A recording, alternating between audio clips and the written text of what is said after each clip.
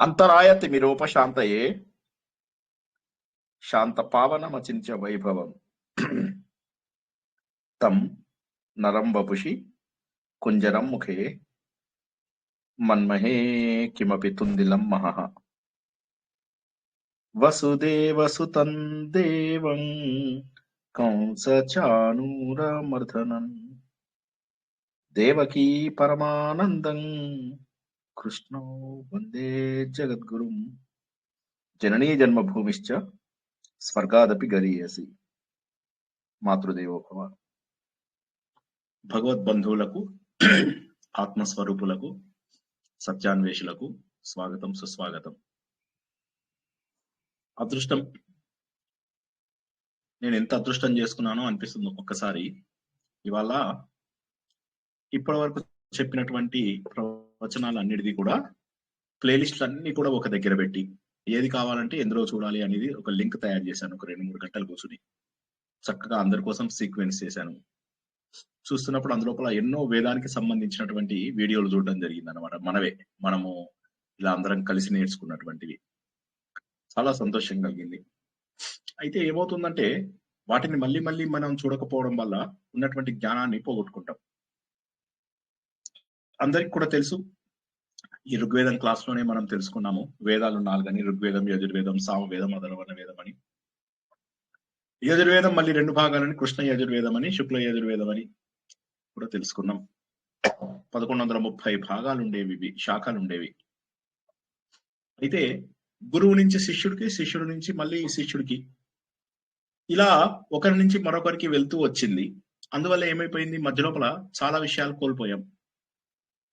మిగిలినటువంటి 6-7 శాఖలు ఏవైతే ఉన్నాయో వాటిలో ఉన్నటువంటి ఏదైతే ఇన్ఫర్మేషన్ మనకు ఉందో దాంట్లో ఉన్నవి మాత్రమే తెలుసుకోగలుగుతున్నాం. ఋగ్వేదం అనేటటువంటిది రుక్కులు, మంత్రాలతో తయారైనటువంటిది అని చెప్పేసి తెలుసుకున్నాం. మంత్రం అంటే మనం అనుకునే మామూలు శ్లోకాలు ఏవైతే ఉంటాయో ఈ ఋగ్వేదంలో మంత్రాలు అంటారని కూడా తెలుసుకున్నాం ఇంతకు ముందే. ఈ మంత్రాలన్నీ కూడా సూక్తములుగా ఒక దగ్గర పెట్టారు. అంటే ఒకేలాంటివన్నీ కూడా ఒక దగ్గర చేర్చి పెట్టడం జరిగిందన్నమాట. అలాగా ఆ సూక్తాలన్నీ కూడా ఒక వ్యక్తిని ఉద్దేశించి లేదా ఒక లక్ష్యాన్ని ఉద్దేశించి చెప్పబడినటువంటివి. సూక్తం, సుఉక్తం, మంచిగా చెప్పబడినటువంటిది. అంటే మంచిగా చెప్పబడిందంటే బాగా చెప్పారు అని కాకుండా అది నిర్ధారించబడినటువంటిది, ప్రూవెన్ ఫ్యాక్ట్. అందులో ఉన్నటువంటి విషయాన్ని ఇంకా మనం ప్రశ్నించేటటువంటి అవసరం ఉండదు, అవకాశం లేదు. అందులో ఉన్నటువంటిది వాళ్ళు దర్శించి మనకు చెప్పేశారు అన్నమాట. ఎక్కడి నుంచి వచ్చింది వేదం? భగవంతుడు అందించాడు. అందించినటువంటి దాన్ని ఋషులందరూ కూడా తపస్సు చేసి ఆ జ్ఞానాన్ని గ్రహించి దాన్ని సంగ్రహించి తర్వాత వాళ్ళ శిష్యులకు చెప్పుకుంటూ వెళ్ళిపోయారు. బాగుంది, చాలా బాగుంది. చివరికి మన వేదవ్యాసుడు అందుకున్నారు ఈ వేద జ్ఞానాన్ని. వేద జ్ఞానం వెళ్ళిపోతుంది రాయడానికి వీల్లేనటువంటిది. ఎందుకంటే ఉదాత్త, అనుదాత్త, స్వరిత స్వరాలతోటి నేర్చుకోవాలి, రాయడానికి వీల్లేదు. మరి ఏం చేయాలి? తన 4 శిష్యులు, పైలుడు, జైమిని, వైశంపాయనుడు, సుమంతుడు, ఈ 4తోటి కూడా వేద విద్య అందరిలోకి మీరు తీసుకెళ్ళండి అని చెప్పేసి చెప్పడం జరిగింది అన్నమాట. చాలా దూరం వెళ్ళి చాలా మందితోని మాట్లాడి చూసింది ఏంటంటే ద్వాపర యుగము చివరిలోకి వచ్చేసాము. జనాలకి ఇంకా ఇవి చదివేటటువంటి ఇష్టం లేదు. కృతయుగంలో, త్రేతాయుగం లోపల అన్ని పనులకు కూడా సమయం ఉండేది. కృతయుగంలో, త్రేతాయుగంలో కావలసినంత సమయం ఉండేది. మనం ఇంతకుముందు చెప్పుకున్నట్టుగా కృతయుగంలో ఎక్కువ మంది స్వచ్ఛంద మరణాలే ఉండేవి. వారే జీవితం అంటే ఇక పూర్తిగా అయిపోయిన తర్వాత మోక్షం అంటే ఏంటో తెలుసుకుని ఆ పరమ పురుషుడిని గుర్తించి వారి జీవితాన్ని వదిలేసేవారు. త్రేతాయుగం వచ్చేసరికి 1000 సంవత్సరాలు జీవితాన్ని గడుపుతుండేవాళ్ళు. ద్వాపర యుగం వచ్చేసరికి ఒక 200 సంవత్సరాలు, అది కూడా అందరూ బతికేవాళ్ళు కాదు అన్నాళ్ళు. చివరిలోకి వచ్చేసరికి 130-140 కల్లా అందరూ శరీరాన్ని వదలాల్సినటువంటి అవసరం వచ్చేది. ఇక ఎప్పుడైతే కలియుగం వచ్చిందో ఇక్కడ ఉన్నటువంటి వయసు చాలా తక్కువ. వేద జ్ఞానము నేర్చుకోవడం చాలా కష్టమైనటువంటిది. ఒకసారి ఊహించుకోండి, ఒక భగవద్గీతకే 2 ఏళ్ళు 3 ఏళ్ళు మెమొరీకి పడుతుంది టైము. ఓ నారాయణీయం అంటే అయిపోయింది. ఒక భగవద్గీత, ఒక నారాయణీయం నేర్చుకునేసరికి జీవితం వెళ్ళిపోతుంది, శ్లోకాలన్నీ. అంటే 1700 శ్లోకాలకి జీవితం వెళ్ళిపోతుంది.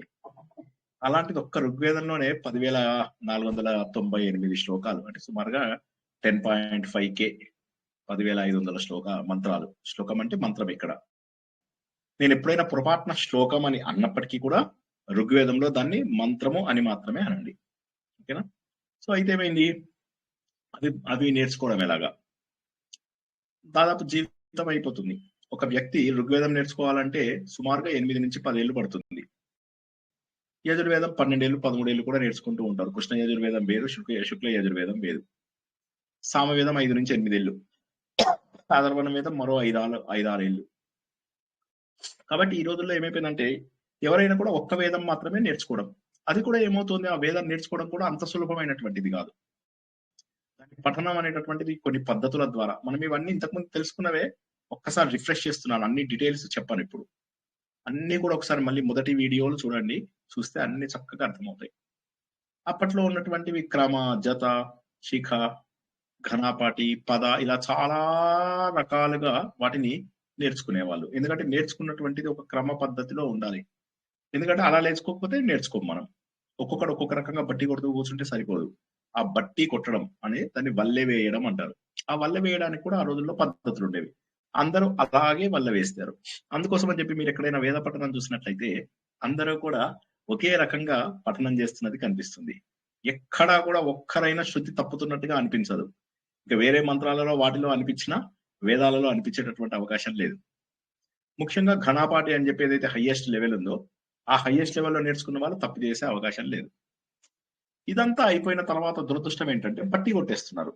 బట్టి కొట్టిన తర్వాత వేద పండితులుగా ఎక్కడెక్కడ వేదం చదవడము అవసరమవుతుందో అక్కడక్కడికి వెళ్తున్నారు. ఈ వేదంలో మళ్ళీ ఋగ్వేదం, యజుర్వేదం, సామవేదం, అథర్వణ వేదం అని ఒక్కొక్క వేదం ఒక్కొక్క పని చేస్తుంది. ఋగ్వేదం అనేసరికి మంత్రాలు చదవడం, యజుర్వేదం అనేసరికి యజ్ఞయాగాలు, సామవేదం అనేసరికి ఈ ఋగ్వేద మంత్రాలనే పాటల రూపంలో, అథర్వణ వేదం అనేటటువంటిది ప్రాక్టికల్ పనులన్నీ చేయడానికి, అంటే నిత్య జీవితంలో మనం చేయగలిగేటటువంటి. ఈ విధంగా నలుగురికి, ఈ నాలుగిట్లలో ఎక్స్పర్ట్స్ ఏమంటారంటే హోత, ఉద్గాత, బ్రహ్మ, అధ్వర్యుడు అని చెప్పేసి 4 రకాలుగా మనకు పేర్లు ఉన్నాయి. ఈ నలుగురు కలిసి చేసేవి కొన్ని క్రతువులని ఉంటాయి అన్నమాట. వేదాలలో చెప్పినటువంటివి చేయడానికి అని చెప్పేసి ఉంటాయి. అవన్నీ కూడా చేయడానికి వాళ్ళందరూ కూర్చుని యజ్ఞం చేస్తూ ఉంటారు. యజ్ఞం అంటే ఒక మహోన్నతమైనటువంటి క్రియ, ఒక మహోన్నతమైనటువంటి క్రియ. ఇది కొద్దిగా గుర్తుంచుకోండి, ఎందుకంటే యజ్ఞం అనే పదము తర్వాత కూడా మళ్ళీ మనకు పురుష సూక్తంలో వస్తుంది. పోయింది సరే, ఋగ్వేదం ఉంది, యజుర్వేదం ఉంది, సామవేదం ఉంది, అథర్వణ వేదం ఉంది. మళ్ళీ ఒక్కొక్క వేదం కూడా సంహిత, బ్రాహ్మణము, అరణ్యకము, ఉపనిషత్తు అని చెప్పి మళ్ళీ 4 భాగాలుగా ఉంది.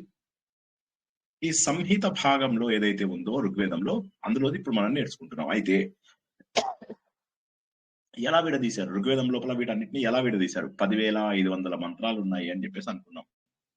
వీటిని 10 మండలాలుగా లేదా 8 అష్టకాలు అని చెప్పేసి విడదీశారు. ఇక మీరే క్యాల్కులేషన్ చేసుకోండి. 10 మండలాలు, అందులోపల మళ్ళీ సుమారుగా 10 మండలాలు అంటే ఒక్కొక్క అందులోపల ఒక్కొక్క సూక్తంలో 10,050, 1,050 మంత్రాలు ఉండొచ్చు. కాబట్టి అందులోపల ఎన్ని మంత్రాలు ఉండాలో ఇక డిసైడ్ చేసుకోండి. అలాగా ఏం చేశారంటే మొత్తం మీద వీటిని చక్కగా విడగొట్టారు. ఇప్పుడు మనం నేర్చుకునేటటువంటిది ఏదైతే ఉందో ఇది ఋగ్వేదం నుంచి 10వ మండలంలో 90వ సూక్తం. అయితే ఎన్నో సూక్తాలు ఉన్నాయి. సూక్తము అంటే చాలా బాగా చెప్పబడినది, నిర్ధారించబడినటువంటిది, ప్రూవ్ చేసినటువంటిది. దాన్ని ఇంకా క్వశ్చన్ చేయలేమన్నమాట. ఎందుకు వచ్చింది అసలు? ఇప్పుడు మనము ఒక మండలం మొత్తం నేర్చుకున్నాం ఋగ్వేదంలో, అందరికీ కూడా తెలుసు. ఒక మండలం మొత్తం నేర్చుకున్నాం. అగ్నిదేవుడు, వరుణదేవుడు, తర్వాత ఈ ఏమంటారు ఈ అశ్విని దేవతలు, ఇలా సరస్వతి దేవి మధ్యలో వచ్చింది. ఇలా మనకి ఏంటంటే అందరు దేవతలని పరబ్రహ్మ రూపంలో చూడడం నుంచి మనకు ప్రారంభమైంది. అవునా? అయితే ఇప్పుడు అదృష్టవశాత్తు ఏమైందంటే అన్ని ఒక క్రమ పద్ధతిలో ఉన్నాయి. వేదవ్యాసుడు చేసినటువంటి పని ఏంటి అంటే వీటన్నిటిని ఒక ఇండెక్సింగ్ తయారు చేశాడు. ఇండెక్స్ అంటే ఏంటి? మన పుస్తకాల లోపల ఈ పేజీలో ఇది ఉంది, ఈ పేజీలో ఇది ఉంది అన్న టైప్ లోపల ఋగ్వేదానికి సంబంధించినవన్నీ ఒక సిస్టమేటిక్ గా, సంహిత భాగాలు, అరణ్యక అన్ని సిస్టమేటిక్. అంతకుముందు ఏంటంటే వేదం అనేది అనంతమైనటువంటి సంపద. ఎంత చదివిన వాడికి అంత, జీవితం అంతా కూడా చదివేవాళ్ళు. వాళ్ళు చెప్పేవాళ్ళు అనమాట, భగవంతుడు వేదంలోంచి ఎంత కావాలి అంటే ఇట్లా ఒక పిడికెడు తీసి చదవండి చాలు అని చెప్పేసి అన్నాడు అని చెప్పేసి చెప్తుంటారు. సో భగవంతుడు ఇచ్చినటువంటి జ్ఞానాన్ని మనం ఎలా పొందాలి? అది మెయిన్ ఇక్కడ క్వశ్చన్ ఏంటంటే వేదాల లోపల భగవంతుడు ఇచ్చినటువంటి జ్ఞానాన్ని మనం ఎలా పొందాలి? సాధన తప్ప మరే మార్గం లేదు. అయితే సాధన ఎలా చేయాలి? దేని మీద చేయాలి? ఓకేనా? అది మనకి ఈ సూక్తాల ద్వారా, మంత్రాల ద్వారా, వీటన్నిటి ద్వారా తెలుస్తుంది. ఇప్పుడు ఒక్కసారి ఇప్పటి వరకు చెప్పిన వాటిలో ఏమన్నా చిన్న చిన్న డౌట్స్ ఉంటే అడగండి. ఇవన్నీ మనం ఇంతకు ముందు తెలుసుకున్నవే. ఒక్కసారి ఇప్పటి వరకు చెప్పిన వాటిలో ఏమైనా డౌట్స్ ఉంటే అడగండి, ముందుకెళ్దాం. ఎందుకంటే కొంతమంది కొత్త వాళ్ళు కూడా ఉండే అవకాశం ఉంది కాబట్టి. జైమిని, వైశంపాయనుడు, ఇంకొక ఆయన పేరేం పేరు సార్? పైలుడు, జైమిని, వైశంపాయనుడు, సుమంతుడు. ఓకే. ఇవి యజ్ఞం చేసే వాళ్ళని హోత, ఉద్గాత, ఇంకో ఇద్దరు వాళ్ళ పేర్లు చెప్పండి సార్. అధ్వర్యుడు, బ్రహ్మ. ఓకే. అధ్వర్యుడు, బ్రహ్మ. ఓకేనా? Okay sir. Okay sir. ఇంకెవరికైనా ప్రశ్నలు ఉన్నాయా? సార్ ఇది జయ శ్రీకృష్ణ సార్. ఇప్పుడు ఈ పురుష సూక్తం అన్నది మనం ఏదైతే నేర్చుకోబోతున్నామో అది ఋగ్వేదంలోది 10వ మండలంలోది 91 సూక్తం, 90th సూక్తం. కరెక్ట్. చెప్తాను, ఇంకా డీటెయిల్ గా చెప్పాలి. ఫస్ట్ ఇప్పటి వరకు చెప్పిన వాటిలో ఏమైనా డౌట్స్ ఉన్నాయా? వేదాలు అంటే ఏంటి? ఇంకా జనాలు ఎవరైనా? వేదం అంటే విద్య, వేదం అంటే విత్ అంటే విద్య అంటాం కదా, జ్ఞానము అన్నమాట. ఇది ఎవరు రాయలేదు. ఓకేనా? వీటిని అపౌరుషేయాలు అంటారు. అంటే పురుషుడు ఎవరు కూడా రాయనివి. వీటిని శృతులు అంటారు. శృతులు అంటే వేరే వాళ్ళు చెప్పగా విని నేర్చుకున్న వాటిని శృతులు అంటారు. ఓకేనా? అంతవరకు అందరికీ మనం చాలా క్లియర్ గా కూడా తెలుస్తుంది. ఇవన్నీ మనం ఇంతకు ముందు చెప్పుకున్నవే. అయితే ఎవరైనా కొత్త వాళ్ళు ఉంటే వాళ్ళకి అర్థమవుతుందని చెప్పి చెప్తున్నాను. ఇంకెవరికైనా ప్రశ్నలు ఉంటే సరే, లేకపోతే ముందుకు వెళ్దాం.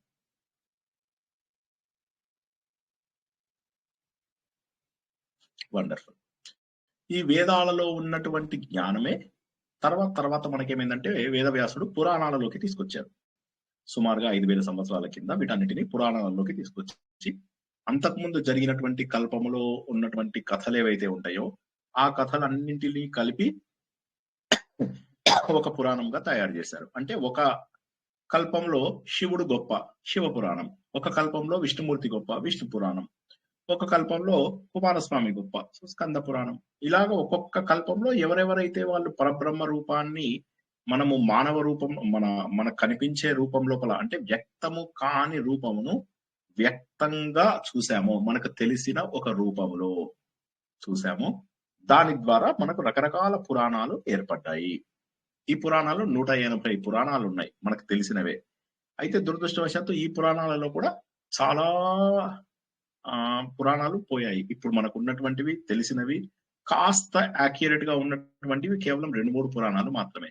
ఎందుకంటే ఇప్పుడు మనకు ఎవరైనా పాత తాళపత్ర గ్రంథాలు చూసి ఇది అని చెప్పి చెప్పేవాళ్ళు ఎవరు లేరు ఇంకా. ఎందుకంటే అవన్నీ కూడా దండయాత్రలలో కొంతపోయాయి, మన ఆదరణ లేకపోవడం వల్ల చాలా వరకు వెళ్ళిపోయాయి. కాబట్టి ఆ పోయిన వాటిని ఇంకా మనం ఏమీ చేయలేము. దురదృష్టం అంటే అదన్నమాట. ఉన్న వాటిని ఎంత వీలైతే అంత మనము కాపాడుకోవడానికి ప్రయత్నం చేస్తాం. ఓకేనా? ఇది వేదం.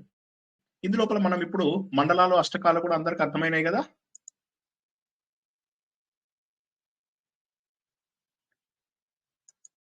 అర్థమైనాయా? ఓకే. మండలము అంటే 40 రోజుల 40,000 శ్లోకాల. ఇక్కడ మండలం అంటే ఆ మండలం కాదు, దీని డివిజన్ ని మండలం అంటారు. పెద్ద డివిజన్ ని మండలము అంటారు. పెద్ద డివిజన్ ని మండలము అంటారు. ఆ మండలం అది మండలం అంటే 40 రోజులు అని అంటారు, 41 రోజులు అంటారు కదా. కరెక్ట్. ఋగ్వేదంని మండలాలని, అష్టకాలని 2 టైప్స్ లో క్యాల్కులేట్ చేస్తారు. ఈ ఋగ్వేదం లోపల మనకు మొత్తం మీద 10 మండలాలు ఉన్నాయి. 10 మండలాలు అంటే ఒక్కొక్క మండలం ఎన్ని ఉండాలి? 10,500 మంత్రాలు అనుకోండి. అప్రాక్సిమేట్ గా ఒక్కొక్క మండలం లోపల ఎన్ని ఉండాలి? సుమారుగా 1050 మంత్రాలు ఉండాలి. ఆ 1050 మంత్రాలని సూక్తములుగా విడదీశారన్నమాట. అలా మనకు 10 మండలాలు ఉన్నాయి. ఇప్పుడు మనం ఉన్నటువంటిది 10వ మండలం లోపల నుంచి నేర్చుకుంటున్నాం ఋగ్వేదంలో. మండలం అంటే ఏం లేదు, పెద్ద డివిజన్, పెద్ద చాప్టర్, అంతే సింపుల్. పెద్ద చాప్టరు, సబ్ అండ్ ఇంకా చిన్న సబ్ హెడింగ్స్ అనమాట, అంతే. అట్లా గుర్తుంచుకోండి ప్రస్తుతానికి. మండలము, దాంట్లో సూక్తము, దాంట్లోపల వచ్చేటటువంటిది మంత్రము. చెప్పండి, ఏంటి ప్రశ్న? ఏంటి? పురాణాలు 18 కదా సార్. ఇప్పుడు మనకి దీంట్లో అంటే ఇప్పుడు ప్రస్తుతం ఉన్నది అది మరి ఇంకా 180 అయితే అందులో ఆ 18 కూడా ఇప్పుడు ఏంటంటే కాస్త అవైలబుల్ అవుతున్నాయి. అంటే మన మధ్య లోపల పండితులందరూ ఏం చేశారంటే వాళ్ళకి తెలిసినవన్నీ కూడా అందులోపల రాసేసి వాటిని కొద్దిగా పాపులర్ చేశారన్నమాట. కాకపోతే ఇప్పుడు మనకు ఉన్నటువంటివి అన్ని కూడా యాక్యురేటా కాదా చెప్పడం కష్టం. అది కాక ఏమైందంటే పురాణాలు, ఒరిజినల్ పురాణాలు ఎక్కడ ఉన్నాయి? ఇప్పుడు మనకు దొరికేవి గీతా ప్రెస్ వాళ్ళు ఇచ్చినవే మోర్ ఆర్ లెస్ యాక్యురేట్. ఇంకా దాని మీద మళ్ళీ ఇంకా ఎవరో రకరకాల భాష్యాలు, రకరకాల ఇవి రాసేసరికి అది కాస్త ఎవరికి తోచినట్టుగా వాళ్ళు రాసేస్తారు. ఎన్టీ రామారావు కూడా రాసేసాడు కదా మహాభారతాన్ని, దాన వీర శూర కర్ణ అని చెప్పేసి రాసేసాడు. సో ఎవరికి తోచినట్టుగా వాళ్ళు రాసేస్తూ ఉంటారు కదా. కాబట్టి మన మతం అంటే ద్వేషం ఉన్న వాళ్ళు మరింత కొత్త పద్ధతిలో కూడా రాసి పుస్తకాలను సర్క్యులేట్ చేసేస్తున్నారు. సర్క్యులేట్ చేసేసరికి ఏమవుతుంది? తప్పు ఇన్ఫర్మేషన్ మన లోపలికి వచ్చేస్తుంది. తప్పు ఇన్ఫర్మేషన్ రాగానే ఏమవుతుంది? జనాలు జనరల్ గా మంచిని పట్టుకోకుండా చెడుని పట్టుకునే అలవాటు ఉంటుంది. అందువల్ల వాళ్ళు ఏం చేస్తారంటే ఎక్కడైతే తప్పు అనేది వచ్చిందో ఆ తప్పును పట్టుకొని దానిపైన మన గ్రంథాలని, మన విషయాలని మనకు ప్రశ్నించడం జరుగుతుంది అన్నమాట. శివుడు ఉన్నాడు, బ్రహ్మ విష్ణుమూర్తి కొట్టుకున్నారు, తండ్రి కొడుకులు ఎందుకు కొట్టుకున్నారు? మీ మతం లోపల బుద్ధి లేదు, తండ్రి కొడుకులే కొట్టుకున్నారా? ఇలాంటి మాటలన్నీ మాట్లాడతారు శివపురాణంని. విష్ణు పురాణంలో ఇంకా కొన్ని. దీనికి తోడు వైష్ణవ, శైవ మతాలు వచ్చిన తర్వాత మరింత పాడైపోయింది. వీళ్ళు విష్ణుమూర్తిని పొగుడుతూ శివుడిని ద్వేషిస్తూ శివుడి గురించినటువంటి వాటిని తప్పుగా రాయడము, దాన్ని చూసి వాళ్ళు శైవ గ్రంథాల లోపల విష్ణుమూర్తిని క్రిటిసైజ్ చేస్తూ రాయడం, ఈ విధంగా చాలా వరకు కలుషితం అయిపోయాయి. అందుకనే వేద విద్య more or less correct, accurate. But అది కూడా మనకి ఇప్పుడు ఎక్కువ లేదు. ఉన్నదాన్ని కాపాడుకోవడమే కానీ ఇప్పుడు పాస్ట్ కి వెళ్ళి ఏం జరిగింది అనేది మనం ఇంకా చేయలేము. ఇప్పుడు మనకు ఉన్నటువంటివి యాక్యురేట్ గా లేనే లేవు. ఇప్పుడు ఉదాహరణకి మీకు మాఘ పురాణం, మాస పురాణాలు అని ఉంటాయి. మాఘ పురాణము, వైశాఖ పురాణము అని చెప్పేసి, కార్తీక పురాణం అని, ఇవన్నీ ఒరిజినల్ పురాణాలలో ఎక్కడున్నాయి మీకు? సో కాబట్టి ఇవన్నీ ఏంటంటే అలా మధ్యలో పురాణాల్లోంచి కొన్ని ఉప పురాణాలు, కొన్ని కిల పురాణాలు, కొన్ని అతి పురాణాలు, ఇలా రకరకాలుగా 180 పురాణాల దాకా తీసుకొచ్చేసారు. కొంతమంది 90 దాకా క్యాలిక్యులేట్ చేశారు, కొంతమంది 180 దాకా క్యాలిక్యులేట్ చేశారు. ఇదంతా కూడా మళ్ళీ వేదములను అనుసరించే తీసినవి. వేదంలో లేదు, అది పురాణంలో ఉన్నది అంటే అది తప్పు అని లెక్క అన్నమాట. వేదములే మనకు ప్రమాణం. వేదములలో లేనటువంటి వాటిని మనము ప్రమాణములుగా గుర్తించలేము. ఇంకేమన్నా ప్రశ్నలు ఉన్నాయా? అష్టకం అంటే ఏంటండి?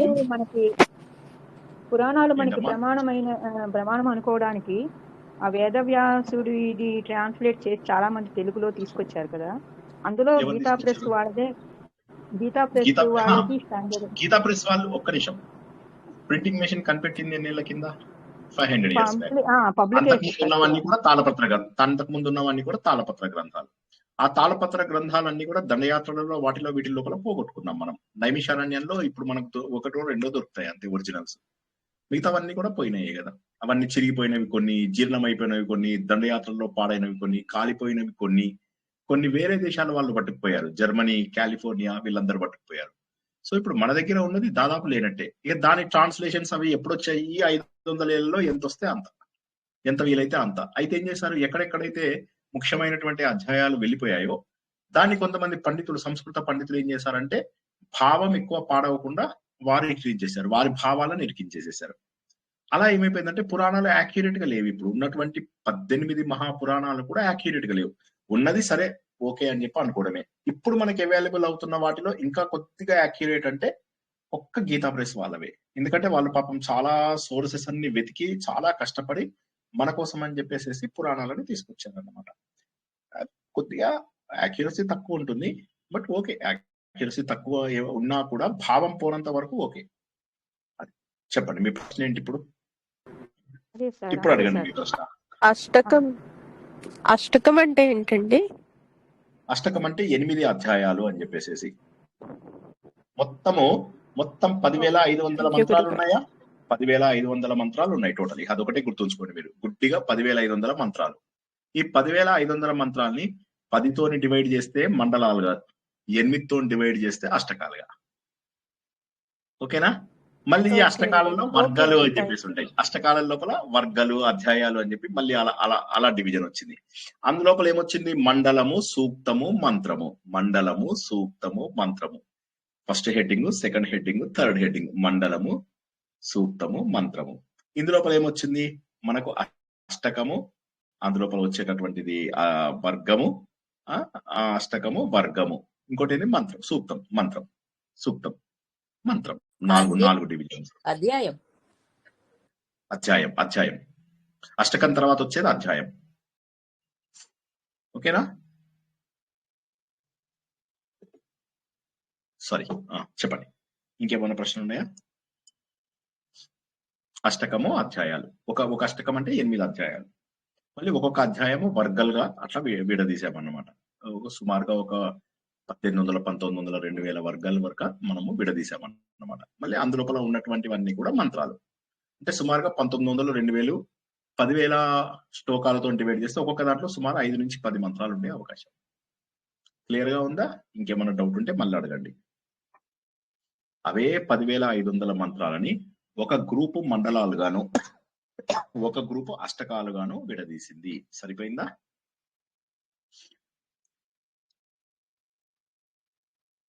అందులో మళ్ళీ అనువాకాలను కూడా ఉంటాయి. అనువాకాలంటే ఒక పర్టికులర్ ఇన్ఫర్మేషన్ కి సంబంధించినవన్నీ ఒక దగ్గర పెడతారు. ఒక 3 సూక్తాలు, ఒక 3 సూక్తాలు కలిపితే ఒక మండలం లోపల ఒక 3 సూక్తాలు కలిపితే ఒక అనువాకం, 4 సూక్తాలు కలిపితే ఒక అనువాకం. అటువంటి డివిజన్ కూడా చేశారు. ఓకేనా? ఇంకేమైనా ప్రశ్నలు ఉన్నాయా? ఇప్పుడు వేదాలలోనే మన జ్ఞానం అంతా ఉంది అన్నటువంటి విషయాన్ని తెలుసుకున్నాం. చాలా సులభమైన, ఇవాళ ఎలాగూ మనం నేర్చుకునేది కేవలము బేసిక్సే కాబట్టి కొద్దిగా జాగ్రత్తగా ఉండండి. ఒక 20-25 నిమిషాల కంటే ఎక్కువ చెప్పుకోలేము. మళ్ళీ మనం ఏం తెలుసుకుంటామంటే ఇవి నేర్చుకుంటున్నాం. మరి ఎందుకు అసలు ఇందులో సూక్తాలు వచ్చాయి, బాగా చెప్పబడినటువంటివి, అంటే మంచి స్టాండర్డ్. మనం శ్రీ సూక్తము అని చెప్పేసి తెలుసుకున్నాం మొన్న.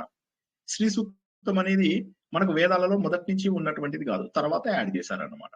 ఈ సూక్తాల లోపల ఏం చెప్తున్నారు? జనరల్ గా అన్ని సూక్తాలు ఉన్నాయి కదా, వీటి లోపల ఏం చెప్తారు? ఈ ప్రపంచం అంతటికీ కూడా ఒక దేవుడు ఉన్నాడు అనేటటువంటిది ముందు నమ్మకం. కొద్దిగా జాగ్రత్తగా వినండి. ఇది ఉపోద్ఘాతం కాబట్టి ఇది అర్థం కాకపోతే తర్వాత మొత్తం ఫెయిల్ అయిపోతుంది. అన్నిటికంటే కూడా గొప్పది పురుష సూక్తం. అది మనం తెలుసుకోబోతున్నాం కాబట్టి ఇంకా ఎక్స్ట్రా జాగ్రత్త, ఎక్స్ట్రా శ్రద్ధ, ఎక్స్ట్రా క్రమశిక్షణ ఉండాలి. ఓకేనా? అయితే వేద మంత్రాలు అన్ని కూడా అద్భుతమైనటువంటి శక్తినిస్తాయి. ఇది ఉదాత్త, స్వరిత, అనుదాత్త. మనం మామూలుగా చదువుకోవచ్చు. వేద పండితులు వాళ్ళు చేసేంత గొప్ప పారాయణం మనం చేయలేము. మనం కూడా నేర్చుకుని చాలా రోజుల పాటు అభ్యాసం చేస్తే చెయ్యొచ్చు. ఇది మన భగవద్గీత తర్వాత నారాయణీయము బట్టి కొట్టినట్టుగా కాకుండా ఇది ఇంకా కొద్ది తేడాతో ఉంటుంది అన్నమాట. ఎందుకోసం తేడా ఏముందంటే మనం ఇంతకు ముందు ఒకసారి తెలుసుకున్నాం. మనకు చెవులు 20 నుంచి 20,000 సైకిల్స్ పర్ సెకండ్, అంటే హర్డ్స్ అంతవరకు మాత్రమే వినగలుగుతాయి. 20 నుంచి 20,000 వరకు ఆ రేంజ్ లో ఉన్నవి మాత్రమే వినగలుగుతాయి, లేకపోతే వినవు. అల్ట్రాసోనిక్ అంటే 20,000 దాటిపోతే వాటిని అల్ట్రాసోనిక్ అంటారు. వాటిని మనం వినలేము. 20 కంటే తక్కువ ఉన్న వాటిని కూడా మనం వినలేము అన్నమాట. కాబట్టి ఏమవుతుందంటే ఈ వేదాలు మాత్రము, ఈ వేద మంత్రాలు ఏవైతే మనం సంహిత రూపంలో చెప్పుకుంటున్నామో మనకు తెలియకుండానే 25,000, 30,000 వరకు కూడా మనకు ఫ్రీక్వెన్సీలకు వెళ్ళిపోతుంది. అంటే మన చెవులు 25,000 వరకు వినగలుగుతాయి, 25,000 వరకు నోరు అనగలుగుతుంది. ఈ పాయింట్ అర్థం కాని వాళ్ళు ఒక్కసారి అడగండి. మొహమాట పడకండి, ఎందుకంటే ఫస్ట్ డే కదా. నెక్స్ట్ క్లాస్ లో కొద్దిగా జాగ్రత్తగా ఉండడానికి మీకు వీలవుతుంది. ఇది మళ్ళీ చెప్పండి సార్ ఒకసారి. ఈ పాయింట్ ఒకసారి మళ్ళీ చెప్పండి సార్. మన చెవులు ఎంత నుంచి ఎంత వరకు వింటాయి? 20 నుంచి 20,000 వరకు మాత్రమే వింటాయి. అవునా? ఇంతవరకు అర్థమైందా? Yes sir, yes sir. వేదాలు మాత్రము 20,000 కూడా దాటి ఉంటాయి అన్నమాట. 25,000, 26,000, 27,000 కూడా ఉంటాయి. అంటే ఏంటి? మన నోరు మనము వినేదానికంటే ఎక్కువ పలుకుతుంది, మన చెవి తను వినేదానికంటే ఎక్కువ వింటుంది. అంటే వేదం ప్రత్యేకత ఉన్నదా లేదా చెప్పండి. ఇప్పుడు మన మిగతా పారాయణలకి వేద పారాయణకి చాలా ఎక్కువ. ఇంకెవరికైనా అర్థం కాకపోతే చాలా చాలా ఎక్కువ డిఫరెన్స్ ఉంది. ఇంకెవరికైనా అర్థం కాకపోతే అడగండి. ఈ ప్రపంచం లోపల అన్ని కూడా చేసేటప్పుడు కూడా వైబ్రేషన్స్ చాలా పవర్ఫుల్ గా ఉంటాయి కదా సార్, వేదం పారాయణ చేసేటప్పుడు కూడా. అవును. అయితే ఏదైనా వేదం కూడా అఫ్ కోర్స్ సౌండ్ ప్రభావం ఎలాగో ఉంటుంది, అర్థం చేసుకుని చేస్తే దాని ప్రభావం మరింత ఎక్కువగా ఉంటుంది. అయితే అఫ్ కోర్స్ సౌండ్ ద్వారా వచ్చేటటువంటి శక్తి చాలా ఉంటుంది. అదేంటో తెలుసుకుందాం ఒక్క నిమిషం. ఈ ప్రపంచం లోపల ఈ ప్రపంచం అంతా కూడా ఎలా తయారైంది ఒకసారి ఆలోచిద్దాం. మనకేం తెలుసు? ఇప్పుడు మనం మన ఇంట్లో ఉన్నాం. మన ఇల్లు ఎక్కడుంది? ఇప్పుడు నేను ఉన్నటువంటి ఇల్లు రామంతపూర్లో ఉంది. ఈ రామంతపూర్ అనేది ఎక్కడ ఉంది? హైదరాబాద్ లో ఉంది. హైదరాబాద్ ఎక్కడ ఉంది? తెలంగాణలో ఉంది. తెలంగాణ ఎక్కడ ఉంది? భారతదేశంలో ఉంది. భారతదేశం ఎక్కడుంది? ఆసియా ఖండం లోపల ఉంది. ఆసియా ఖండం ఎక్కడుంది? 20% భూమి ఏదైతే ఉందో 20 నుంచి 30% కొంత పనికిరాని భూమి, కొంత పనికొచ్చే భూమి ఈ ప్రపంచం మొత్తంలో 30% భూమిలో ఉంది. మిగిలిన 70% కూడా కలుపుకుంటే మన భూమి మొత్తం వచ్చింది, ఒక గ్లోబ్ లాగా తయారైంది. ఈ గ్లోబ్ లోపల మొత్తం నీరే, కొద్ది భాగం మాత్రమే నీళ్ల పైన తేలుతోంది. ఎలా తేలుతోంది? రకరకాల పల్లెములు అంటే ఏంది? ప్లేట్స్. ఆ ప్లేట్స్ ఉంటాయి, వాటిని టెక్టానిక్ ప్లేట్స్ అని చెప్పేసి అంటారు. ఆ ప్లేట్ల మీద తేలుతున్నాం మనం. అంటే మనము ఎంత అంటే ఏ క్షణంలో మనకి ఏమవుతుందో తెలియదు అన్నమాట. ఏదైనా ఒక చిన్న తోక చుక్కొచ్చి పడింది అంటే అయిపోయినట్టు మన పైన, మన మీద పడింది అంటే అయిపోయింది, మన భూమి పైన అయిపోయింది. సో ఈ భూమి లాంటివి 200 కోట్ల గ్రహాలు ఒక్క మన పాలపుంతలోనే ఉన్నాయి. మన పాలపుంత అంటే ఏంటంటే మన సౌర కుటుంబం. సౌర కుటుంబం అంటే ఏంటి? ఒక సూర్యుడు, కొన్ని నక్షత్రాలు, ఆ తర్వాత సూర్యుడు చుట్టూ తిరిగేటటువంటి గ్రహాలు. ఇవన్నీ ఏవైతే ఉన్నాయో ఇవన్నీ ఒక పాలపుంత లోపల వస్తాయి. ఈ పాలపుంత ఎంత పెద్దది అంటే మన జీవితంలో మనము మన దగ్గర ఉన్న గ్రహాలకు చేరుకోవడమే కష్టం. అలాంటిది సూర్యుడి దాకా చేరుకోవడం అసలు దాదాపు అసంభవం. అలాంటిది సూర్యుడి నుంచి ఇంకా మొత్తం మన దీంట్లో ఇటు నుంచి ఇటు తిరగాలంటే 1,00,000 లైట్ ఇయర్స్, 1,00,000 లైట్ ఇయర్స్ పడుతుంది. ఎగ్జాక్ట్లీ చెప్పట్లేదు నేను, ఎంతో పడుతుంది. అంత సమయం అంటే మనం అసలు మన జీవిత కాలం లోపల కొన్ని కోట్ల జన్మలు ఎత్తినా కూడా వెళ్ళలేనంత పెద్దది ఒక్క మన పాలపుంత. ఇటువంటి గెలాక్సీ ఏదైతే ఉంటుందో బ్రహ్మాండము, అనేక బ్రహ్మాండాలు మనకు కనిపిస్తూ ఉంటాయి. మన బ్రహ్మాండం లోపలే కోట్లాది కోట్ల నక్షత్రాలు మనకు కనిపిస్తూ ఉంటాయి. అలాంటి కోట్లాది కోట్ల నక్షత్రాలు ఉన్నటువంటిది ఒక గెలాక్సీ.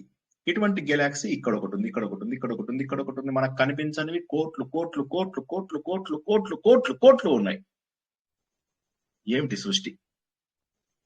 అదిగాక మనకు కనిపించే సృష్టి ఏదైతే ఉందో అది ఇలా ఎక్స్పాండ్ అవుతుంది. దీన్ని ఇంగ్లీష్ లోపల యూనివర్స్ ఈస్ ఎవర్ ఎక్స్పాండింగ్ అంటారు. అంటే ఈ విశ్వం ఏదైతే ఉందో నిరంతరము వ్యాప్తి చెందుతోంది. అంటే ఇవాళ మనము చూసినటువంటి నక్షత్రము, ఇవాళ మనం చూసినటువంటి గ్రహాలు బహుశా ఇప్పుడు ఉండవేమో, ఇంకా ఫ్యూచర్ లోపల ఉండవేమో అవి. సో అటువంటి ఆశ్చర్యకరమైనటువంటి పరిస్థితులు మనము చూస్తున్నాం అన్నమాట. ఇవన్నీ ఎక్కడి నుంచి వచ్చాయి? వీటన్నిటికీ కారణం ఎవరు? ఇవన్నీ జరగడానికి మూలం ఏంటి? ఇవన్నీ కూడా మనం తెలుసుకోవాలి అంటే ఎలా తెలుస్తుంది మనకు? మళ్ళీ క్వశ్చన్, ఎలా తెలుస్తుంది అసలు ఇది ఎలా ఏర్పడింది, సృష్టి ఎలా ఏర్పడింది? సరే, మన వాళ్ళు కొంత ప్రయత్నం చేశారు. ఏం చేశారు? అణువులని విడదీశారు. విడదీసిన తర్వాత వాటి లోపల మెయిన్ ఏమనుకున్నారు? ఒక న్యూక్లియస్ అని ఒకటి ఉంటుంది, దాని చుట్టూరుగా ఎలక్ట్రాన్స్ తిరుగుతూ ఉంటాయి అని చెప్పి చూశారు. ఈ లోపల న్యూక్లియస్ లోపల ప్రోటాను, న్యూట్రాన్ అని ఉంటాయి. న్యూట్రాన్ వెయిట్ ఉంటుంది కానీ దానికి ఇది ఉండదు, అంటే ఏమంటారు, దానికి ఆవేశం ఉండదు. ప్రతిదీ కూడా మన ప్రపంచంలో 2 రకాల ఆవేశాలతో ఉంటుంది, ఒకటి పాజిటివ్, ఒకటి నెగటివ్. చార్జ్ అంటారు దాన్ని ఇంగ్లీష్ లోపల. అవి తిరుగుతూ ఉంటాయి.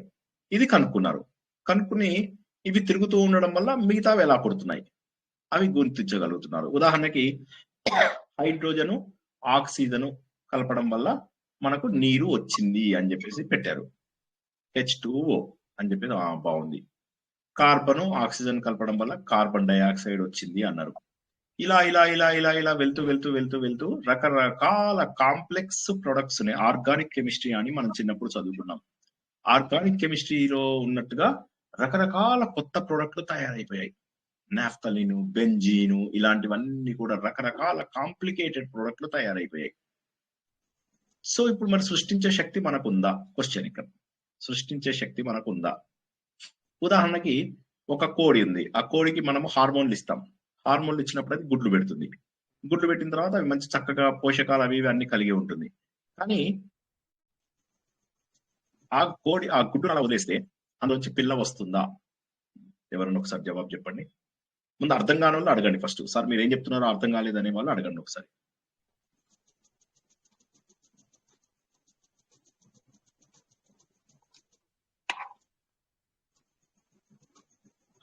హలో సార్, ఇంకోసారి చెప్పండి. ఏ పాయింట్ అర్థం కాలేదో చెప్పండి, అది నేను మంచిగా చెప్తాను.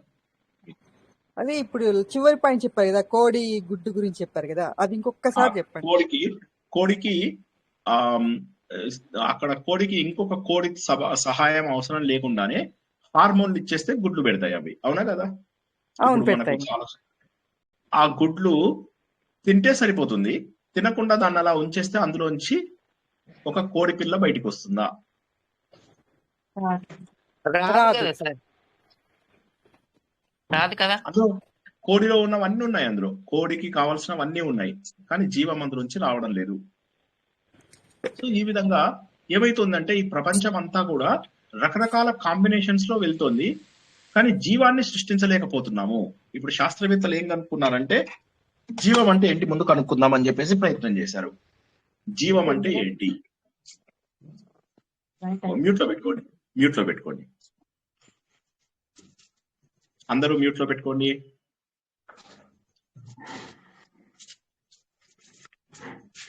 సీత గారు మ్యూట్ లో పెట్టుకోండి, మణి గారు మ్యూట్ లో పెట్టుకోండి. అది మ్యూట్ లోనే ఉంది సార్. సో ఇప్పుడు కొద్దిగా కష్టమైన విషయం అర్థం చేసుకోండి. మరి జీవం ఎక్కడి నుంచి వచ్చింది? అన్ని కనుక్కుంటున్నారు, రకరకాల కొత్త కొత్త థీరమ్స్ చెప్తున్నారు. ఈ అణువులు ఒకసారి పార్టికల్ లాగా మాలిక్యూల్ లాగా బిహేవ్ చేస్తున్నాయి, ఇంకోసారి తరంగాల రూపంలో వెళ్తున్నాయి. అది తరంగమా పార్టికల్ థియరీనా? ఇది కూడా తెలియకుండా, అంటే రకరకాల విషయాలు, అంటే ఎన్నో మనకు తెలియనటువంటి విషయాలు సృష్టి లోపల కనిపిస్తూ ఉన్నాయి. అన్ని కూడా చాలా వరకు మన శాస్త్రవేత్తలు చాలా వరకు కనుక్కున్నారు. శక్తి ఎక్కడి నుంచి వస్తుందో కూడా కనుక్కున్నారు. ఉదాహరణకి ఇప్పుడు మనకు 2 అణువులని కలిపినట్లయితే ఒక శక్తి రిలీజ్ అవుతుంది, 2 అణువులను విచ్ఛేదనం చేసినట్టయితే శక్తి వస్తుంది, అది కూడా కనుక్కున్నారు. అదేవిధంగా సూర్యుడిలో శక్తికి కారణం ఏంటి కనుక్కున్నారు. హైడ్రోజన్ కలిపితే హీలియం అవుతుంది, అది న్యూక్లియర్ ఫ్యూజన్ అంటారు, అందులోంచి శక్తి రిలీజ్ అవుతుంది. ఓకే, బాగానే అర్థం చేసుకున్నారు. ఈ విధంగా అన్ని బాగానే అర్థం చేసుకుంటున్నారు, కానీ ప్రాబ్లం ఎక్కడ వస్తుందంటే జీవం ఎక్కడి నుంచి వచ్చింది? జీవం ఎక్కడి నుంచి వచ్చింది? సృష్టి ఎక్కడి నుంచి జరిగింది? సృష్టికి ముందు ఏముంది? ఇది ఎవరు కూడా చెప్పలేకపోతున్నారు. మతం వరకు మతం వాళ్ళు చెప్తున్నారు. ఉదాహరణకి వేరే మతం వాళ్ళు చెప్తారు దేవుడు ఒక రోజు ఇవన్నీ సృష్టించాడు, ఇట్లా చెప్తారు. మనకు కూడా మన పురాణాల లోపల అదే ఉంటుంది, దేవుడు తన సంకల్పం ద్వారా పుట్టించాడు. మన అసలు ఎవరు పుట్టించారు, ఎలా పుట్టించారు, ఏం జరిగింది? ఈ రహస్యం అనేటటువంటిది ఎప్పటి నుంచో ఉండిపోయింది. కాబట్టి ఈ ప్రపంచమంతా కూడా వ్యాప్తి చెందినటువంటి ఒక లక్షణం ఉంది. ఆ లక్షణం ఏంటి? ఆ లక్షణానికి మూలం ఎవరు? ఫస్ట్ అర్థం చేసుకోండి. ప్రపంచం అంతా కూడా ఒక జీవం, ఒక చైతన్యం అనేది ఉంది. ఆ చైతన్యంకి ఏమని పేరు పెట్టాలి? దేవుడు అని పేరు పెడితే మతం అయిపోయింది. దేవుడు అని పేరు పెట్టకుండా మరి ఏమని అనాలి? మళ్ళీ ఒకసారి వెనక్కి వెళ్దాం. భగవద్గీత లోపల విష్ణుమూర్తిని ఈయనని కృష్ణుని చూపించేసి ఎన్నో చేతులు, ఎన్నో తలలు, ఎన్నో ఉదరాలు ఇవన్నీ కూడా కనిపించాయి. ఆయన చుట్టూరుగా చాలా మంది సేవిస్తున్నారు, భయపడుతున్నారు, రకరకాల జనాలను చూసాం. ఓకే, ఆయన లోపలే ప్రపంచం అంతా ఉంది అని చెప్పి చూసాం. ఇది అర్థం చేసుకోవడానికి ఈజీగా ఉందా లేదా? ఇప్పుడు ఈ పాయింట్ శ్రీకృష్ణుడి లోపల ప్రపంచం అంతా కనిపించింది అనేది అర్థమైందా అందరికి? అర్థమైంది సార్. సులభంగా ఉంది. అంటే విశ్వరూప సందర్శన యోగంలో కదా సార్, పురాణ రూపంలో చెప్పినప్పుడు ఒక విషయం అర్థం చేసుకోవడం సులభమవుతుంది మనకు. పురాణ రూపం చెప్పినప్పుడు మనకు ఒక విషయము అర్థం చేయించడం అనేటటువంటిది సులభమైంది. కానీ దాన్ని తత్వ రూపం లోపల, ఫిలాసఫీ రూపం లోపల, సైన్స్ రూపం లోపల చెప్పినప్పుడు అర్థం చేసుకోవడం కష్టమవుతుంది. ఈ విషయాన్ని అందరూ కూడా గుర్తిస్తున్నారు. ఎందుకు ఇలా కష్టం అవుతుంది? ఇప్పుడు వాళ్ళు చూస్తున్నారు, ఎన్నో రకాలుగా ప్రయత్నాలు చేస్తున్నారు. చేసి ఈ ప్రపంచం అంతా కూడా చైతన్యం ఉంది అని గుర్తించారు. గుర్తించి వాళ్ళు ఏం చేశారు? ఈ ప్రపంచం అంతా కూడా తరంగాల రూపం లోపల, శబ్ద రూపం లోపల ఎక్కువ శక్తి ఉంది అని చెప్పి గుర్తించారు. ప్రపంచం అంతా కూడా అయస్కాంత శక్తి ఉంది అని చెప్పి గుర్తించారు. ప్రపంచం అంతా కూడా ఎలక్ట్రికల్, ఎప్పుడైతే అయస్కాంత శక్తి మూవ్ అవుతూ ఉంటుందో అందులోంచి ఎలక్ట్రిసిటీ ప్రొడ్యూస్ అవుతుంది అని చెప్పి గుర్తించగలిగారు. ఇలాగా సౌండ్ లోంచి కొంత శక్తి వస్తుంది అని చెప్పి గుర్తించగలిగారు. ఇలా శక్తి అనేటటువంటిది అనేక రూపాలలో ఉండడం అనేటటువంటిది గుర్తించారు. మళ్ళీ ఒకసారి అర్థం చేసుకోండి, శక్తి అనేక రూపాలలో ఉంది అని చెప్పేసి శాస్త్రవేత్తలు గుర్తించారు. ఉదాహరణకి ఇప్పుడు మీకు రేడియో ఉంది, రేడియో ఎట్లా పనిచేస్తుందండి? రేడియో ఏమన్నా అందులో ఎవరన్నా కూర్చొని మాట్లాడుతున్నాడా? మనకి ఎలా వస్తుంది? శాస్త్రవేత్తలు వేవ్స్ ద్వారా తరంగాల రూపం లోపల వస్తుంది. అది ఆ తరంగాలు సృష్టించింది, శబ్ద తరంగాల ద్వారా వస్తుందండి. ఆ తరంగాలు వాళ్ళు సృష్టించారా లేకపోతే దేవుడు సృష్టించాడా? ఒకసారి ఆలోచించాలి మనం ఇక్కడ. ఉన్నదాన్ని వీళ్ళు వాడుకుంటున్నారు. వాళ్ళు ఏం చేశారంటే దేవుడు ఇచ్చిన శక్తిని గుర్తించడం ప్రయత్నం చేస్తున్నారు. వాళ్ళు అందరూ కూడా ఏం చేస్తున్నారు అంటే దేవుడు ఇచ్చినటువంటి శక్తిని గుర్తించడం ప్రారంభించారు. ఆ శక్తిని గుర్తిస్తూ వాళ్ళు ఏం చేస్తున్నారు, దీనివల్ల ఇది లాభం, దీనివల్ల ఇది లాభం. నీళ్లు తాగితే దాహం తీరుతుంది, ఓకే, ఇది దేవుడిచ్చింది, అంతేగాని వీళ్ళు పుట్టించలేదు. అదే విధంగా వాళ్ళు ఏంటి, ఫలానా పని చేస్తే నాకు శక్తి వస్తుంది. ఈ కాయగూరలు ఇవన్నీ తర్వాత జనాలు హైబ్రిడ్ అవన్నీ తయారు చేయగలిగారు, కానీ ముందు జీవం ఎలా వచ్చింది అనేది చెప్పలేకపోతున్నారు కదా. సో ఇలాగా శాస్త్రవేత్తలు చాలా డైలమాలో ఉన్నారు. 2G 3G 4G 5G అన్ని కనుక్కుంటున్నారు. కనుక్కుని ఏం చేస్తున్నారు, మనని దానికి కనెక్ట్ చేస్తే అక్కడి నుంచి శక్తి వస్తుంది. ఇప్పుడు మీరు మీ ఫోన్ ని 5G కి కనెక్ట్ చేస్తే సూపర్ ఫాస్ట్ స్పీడ్ వస్తుంది. 4G దగ్గర ఉంటే కొద్దిగా తక్కువ ఉంటుంది. 3G అయితే సరే ఇక అసలు మనకు వాట్సాప్ కి కూడా సరిగ్గా పనికిరాదు. సో 3G 4G 5G ఇవన్నీ శాస్త్రవేత్తలు ఉన్న వాటినే కనుక్కోగలిగారు, కానీ కొత్తగా వాళ్ళు సృష్టించలేదు. దాన్ని ఎలా వాడుకోవాలి, దాన్ని ఎలా ట్యాప్ చేసుకోవాలి అనేది గుర్తించారు. అదే విధంగా భూమి లోపల తీసుకుందాం. భూమి లోపల తీసుకున్నప్పుడు రకరకాల మినరల్స్ ఉంటాయి, రకరకాల ధాతువులు ఉంటాయి. అవన్నింటిని లోపల నుంచి లాగుతున్నారు బయటికి. లోపల పెట్రోలియం ఉంది, పెట్రోలియం ని బయటికి తీసుకొస్తున్నారు.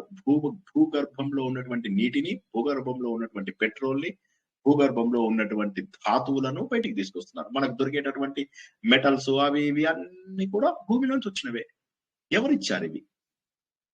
దాన్ని కలిపి మిశ్రమ లోహాలు తయారు చేస్తున్నారు, ఓకే, కానీ ఆ లోహం ఎవరు తీసుకొచ్చారు? సో వీళ్ళు శాస్త్రవేత్తలు ఎంత ప్రయత్నం చేసినా కూడా ఒక స్టేజ్ దాకా వెళ్ళి వాళ్ళు వదిలేస్తున్నారు. మరి అలా అని చెప్పి శాస్త్రవేత్తలు చేసినటువంటిది తక్కువనా? కాదు, చాలా గొప్పది. శాస్త్రవేత్తలు ఏం చేశారు, ఈ ప్రపంచం ఎంత దాకా ఉందో చూద్దామని చెప్పేసి ఒక ఉపగ్రహాన్ని పంపించారు. అది సెటిలైట్ ని చాలా స్పీడ్ గా వెళ్ళేదాన్ని పంపించారు. పంపిస్తే అది ఆ రాకెట్ అలా వెళ్తూనే ఉంది 50 ఏళ్ళు 60 ఏళ్ళుగా వెళ్తూనే ఉంది. ఇంకా ఏదో కొద్ది దూరం వెళ్ళింది అంతే. ఎప్పటికీ అది ఎక్కడికి వెళ్ళాలి, ఓయేజర్ అని చెప్పి చూడండి గూగుల్ లోపల కొడితే మీకు తెలుస్తుంది ఎంత దూరం వెళ్తుంది, అది ఎక్కడికి వెళ్తుంది. ఇంకా వెళ్తూనే ఉంది. ఎప్పుడో ఒకసారి శక్తి పోయి అది పడిపోతుంది. కానీ వీలైనన్ని విషయాలు కనుక్కుందాం అని చెప్పి ప్రయత్నం చేస్తున్నారు. సృష్టి రహస్యాల కోసం మనం చెయ్యనటువంటి పరిశోధన లేదు. మానవులు చేసేటటువంటి పరిశోధనలన్నీ ఈ విధంగా ఉన్నాయి. ఓకే, ఇది ఒక భాగం. ఇంతవరకు అర్థం కాని వాళ్ళు అడగండి. ఇప్పుడు రెండో భాగంలోకి తీసుకెళ్తున్నాను. హలో,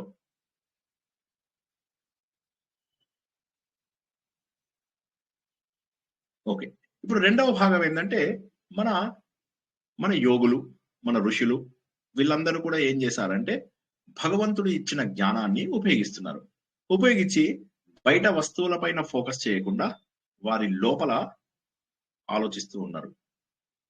ఏం జరిగి ఉండవచ్చు అని వారు ప్రపంచంలో ఉన్న శక్తి అంతా కూడా నా లోపల ఉన్నది అని చెప్పి గుర్తిస్తున్నారు. ఆ గుర్తించడానికి రకరకాల విషయాలు. అప్పుడు వాళ్ళకి ఏమర్థమైంది అంటే ఈ ప్రపంచం అంతా కూడా ఒక ఆనందమయమైనటువంటి, ఒక అత్యంత శక్తివంతమైనటువంటి, ఒక మోస్ట్ పవర్ఫుల్ హ్యాపీ విషయంతో తయారైంది అని గుర్తించారు. ఒక్కసారి ఈ పాయింట్ అర్థం కాని వాళ్ళు అడగండి. మొదటి గ్రూప్ ఏమో శాస్త్రవేత్తలు, పాపం చాలా కష్టపడుతున్నారు, వాళ్ళని మనం ఏం అనలేము, కొత్త విషయాలు కనుక్కుంటున్నారు, అది ఎలా వాడుకోవాలో చెప్తున్నారు, వాళ్ళని ఏం అనలేము, ఇట్స్ గుడ్. సెకండ్ కేటగిరీ జనాలు ఏంటంటే మన ఆధ్యాత్మిక గ్రంథాల ద్వారా తెలుసుకుంటున్నారు. ఆధ్యాత్మిక గ్రంథాల ద్వారా, తపస్సు ద్వారా, వారిలో వారు చూసుకోవడం ద్వారా, బయట కాకుండా లోపల చూసుకోవడం ద్వారా కొన్ని విషయాలను కనుక్కున్నారు. ఆ కనుక్కున్న విషయాల లోపల రెండు అత్యంత ముఖ్యమైనటువంటి విషయాలు. ఒకటి ఏంటంటే మనం ఎప్పటికీ ఆనందంగా ఎందుకుంటాము. సో ఈ ప్రపంచం అంతా కూడా ఆనందంగా ఉండడం వల్ల, ప్రపంచమంతా సర్వ చైతన్యం, మొత్తం ఎక్కడ చూసినా కూడా చైతన్యం వ్యాపించి ఉంది, అది నా లోపల కూడా ఉంది అని చెప్పేసి రెండవ కేటగిరీ వాళ్ళు కనుక్కున్నారు. ఉదాహరణకి ఒక మామిడి ఒక టెంకని నేను భూమి లోపల పాతితే ఏ చెట్టు వస్తుందండి? మామిడి చెట్టే వస్తుంది. అదే విధంగా నేను ఒక వేప గింజని గనక భూమి లోపల పెడితే ఏది వస్తుందండి? వేప చెట్టే వస్తుంది. సో ఈ విధంగా మనం ఏ విత్తనం వేస్తే ఆ విత్తనాన్ని మీరు తవ్వి చూడండి. ఇప్పుడు శాస్త్రవేత్తలు అయితే ఏం చేస్తారు, ఆ విత్తనం తవ్వుతారు, విత్తనాన్ని చూస్తూ ఉంటారు, ఏముంది ఏముంది ఏముంది ఏముంది ఏముంది అని చెప్పేసి. ఏముంటుంది అందులోపల? ఆ క్యారెక్టరిస్టిక్స్ ఏమని చెప్తారు? ఇంత చిన్న విత్తనంలో కూడా ఒక పెద్ద వృక్షం అయ్యేటటువంటి క్యారెక్టరిస్టిక్స్ ఎవరు పెట్టారు? అటువంటి లక్షణాలు ఎక్కడి నుంచి వచ్చాయి వాటి లోపల? అటువంటి లక్షణాలు ఎక్కడి నుంచి వచ్చాయి? శాస్త్రవేత్తలు కనుక్కోలేకపోతున్నారు. అందులోపల ఏముంది, ఆ విత్తనంలో ఏముంది అని కనుక్కోలేకపోతున్నారు.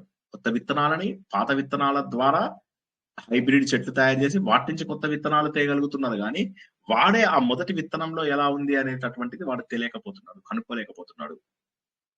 హిందూ ధర్మం ఎలా ఆలోచిస్తారంటే భగవంతుడు ఆనంద స్వరూపుడు, చైతన్య స్వరూపుడు, ఆయనలోంచి ఈ ప్రపంచమంతా వచ్చింది అనేటటువంటి సత్యాన్ని గుర్తించారు.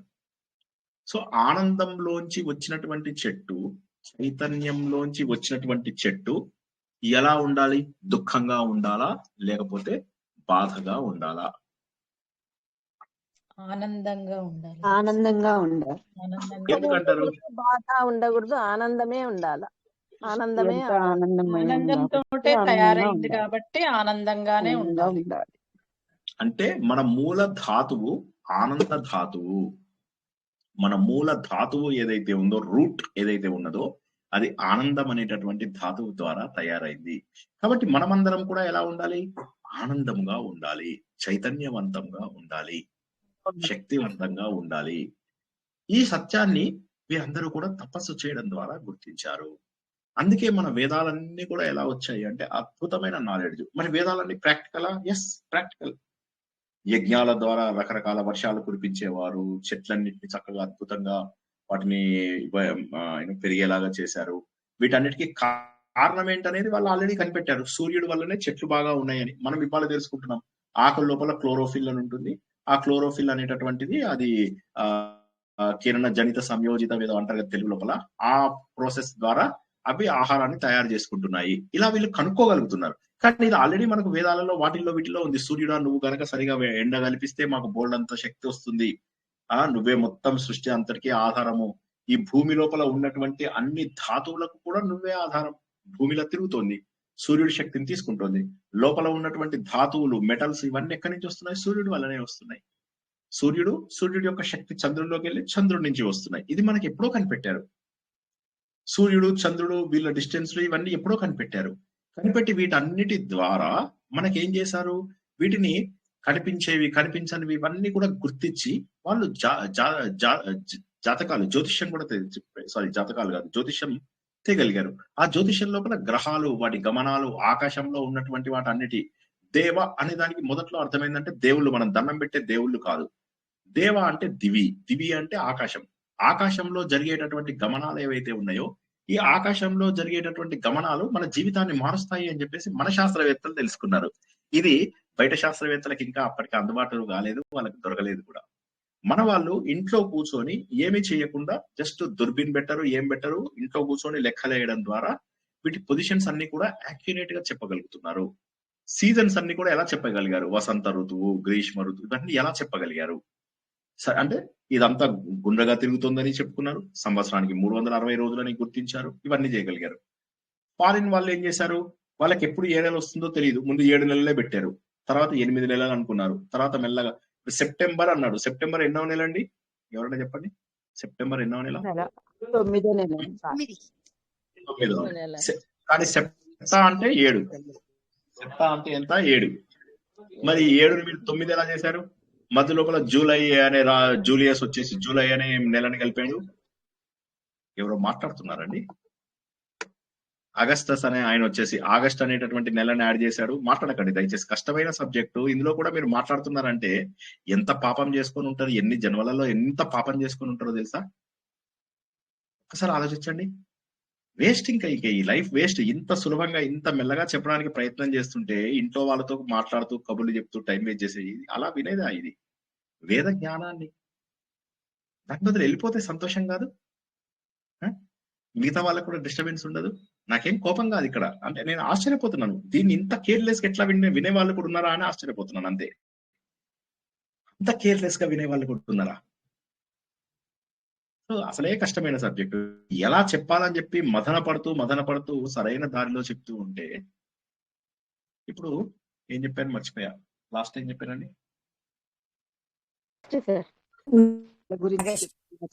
మంత్స్ గురించి చెప్తున్నారు sir. August, September, July, August మధ్యలో 2 నెలలు యాడ్ చేశారు. యాడ్ చేసి తర్వాత మళ్ళీ ఏమన్నారు? కాదు ఇట్లా ఉంది అట్లా ఉందని మొత్తం మీద వాళ్ళు మార్చి ఒక 500-600 సంవత్సరాల కింద వాళ్ళు డైరెక్ట్ గా జూలై తర్వాత డైరెక్ట్ గా జనవరిని తీసుకొచ్చేసేసారు. 6 నెలల టైం కలిసిపో వాళ్ళు ట్రయల్ అండ్ ఎర్రర్ అంటారు దీన్ని. ట్రయల్ అండ్ ఎర్రర్ అంటే అందాదా అన్నమాట. ఇంత కొద్దిగా వేయడం, మళ్ళీ కొద్దిగా వేయడం. మనకు డాక్టర్స్ కనుక మందులు ఇస్తారు కదా, ఈ మందు సరిపోకపోతే కొద్దిగా డోస్ పెంచు, ఈ మందు తగ్గకపోతే డోస్ తగ్గించు, అట్లా అందాదా చేసినటువంటివి మాత్రమే. కానీ మన ధర్మం అట్లా కాదు. ప్రాపర్ గా ఒక చంద్రుడు ఇంత తిరుగుతాడు, సూర్యుడు ఇంత తిరుగుతాడు, ఇవన్నీ కూడా మనం ఆల్రెడీ సులభ జ్యోతిష్యంలో తెలుసుకున్నాం. అవన్నీ ఇప్పుడు చెప్పాలంటే మళ్ళీ అది కూడా టైం పడుతుంది. సో కాబట్టి ఏంది, మనకు ఈ లెక్కలు ఇవన్నీ కూడా యాక్యురేట్ గా తెలుసుకోగలిగారు ఆల్రెడీ. సున్నాని కనుక్కున్నాడు ఆర్యభట్ట, గ్రహ గమనాన్ని కనుక్కున్నాడు, సూర్య సిద్ధాంతాన్ని కనుక్కున్నాడు, రకరకాల జ్యోతిష్యులు మన దగ్గర వచ్చారు.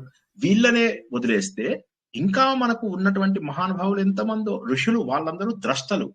వాళ్ళు ఏం చేశారంటే ఇవన్నీ కూడా శక్తిని కనుక్కుందాం అని చెప్పేసి తపస్సులు అవి చేస్తున్నారు. ఏముంది, చైతన్యానికి కారణం ఏమిటి, చైతన్యానికి కారణం ఏమిటి? అప్పుడు వాళ్ళ లోపల ఒక జ్యోతి వెలిగింది. లోపల నుంచి చూశాను నేను, ఆ పరమాత్మను చూశాను. అతడు ఈ అసత్యానికి, ఈ అంధకారానికి దూరంగా ఉన్నాడు. అమోఘమైనటువంటి వెలుతురుతో వెలిగిపోతున్నాడు. ఆయనను చేరుకోవాలంటే ఒకటే మార్గము, అదే జ్ఞానము. ఆ మహానుభావుడను చూశాను నేను. ఒకసారి గనక ఆ మహానుభావుడు గురించి తెలిస్తే ఇక మళ్ళీ కొత్త విషయం తెలుసుకోవాల్సినటువంటి అవసరం లేదు. అదే చైతన్యం, అదే శుద్ధ చైతన్యం. ఆ చైతన్యం ప్రపంచం అంతా కూడా వ్యాప్తి చెందింది. ఎక్కడ చూసినా కూడా అదే, ఎక్కడ చూసినా కూడా ఆనందమే, ఎక్కడ చూసినా కూడా చైతన్యమే అని చెప్పేసి వాళ్ళు ఇది గుర్తుపట్టడం మొదలైందనమాట. అద్భుతమైనటువంటి విషయాలను వాళ్ళు గుర్తుపట్టగలిగారు. ఆశ్చర్యపోయారు ఒక్కసారి, తపస్సు ద్వారా ఇన్ని శక్తులు మనకు రాగలుగుతాయా? సో కాబట్టి ఏదో శక్తి ఉంది. ఇవన్నీ కూడా వాళ్ళు ఏం చేశారంటే ఈ శక్తులన్నింటినీ కూడా వీళ్ళందరూ తపస్సు చేసి మనకు సూక్తములుగా ఇచ్చారు. ఆ సూక్తములన్నింటినీ కూడా ఏం చేశారంటే, అందుకే ప్రతి సూక్తమునకు కూడా మనకి ఏముంటుంది, ఒక ఋషి, ఒక ఛందస్సు, ఇవన్నీ ఉంటాయి. ఓకేనా? ఇక మళ్ళీ ఒక్కసారి మనం కొద్దిగా వెనుకకి వెళ్ళి ఆలోచిస్తే ప్రతి అక్షరము కూడా సంస్కృతంలో గాని, మన సంస్కృతం నుంచి వచ్చినటువంటి భాషలలో గాని ప్రతి అక్షరం కూడా ఒక అర్థవంతమైన, శక్తివంతమైనటువంటి పదం, ఒకటి శక్తివంతమైనటువంటి స్వరం. దానికి రెండు అక్షరాలు, మూడు అక్షరాలు కలిసినప్పుడు నామముగా తయారవుతాయి. ఆ నామముగా తయారైనప్పుడు కూడా మన లోపల శక్తినిస్తాయి అవి. ఆ తర్వాత మనము ఆలోచించినట్లయితే మెల్లమెల్లగా ఈ శక్తిని అంతా కూడా బీజ అక్షరాలలోకి తీసుకొచ్చేసేసారు. చిన్న చిన్న అక్షరాల లోపల పెట్టేశారు.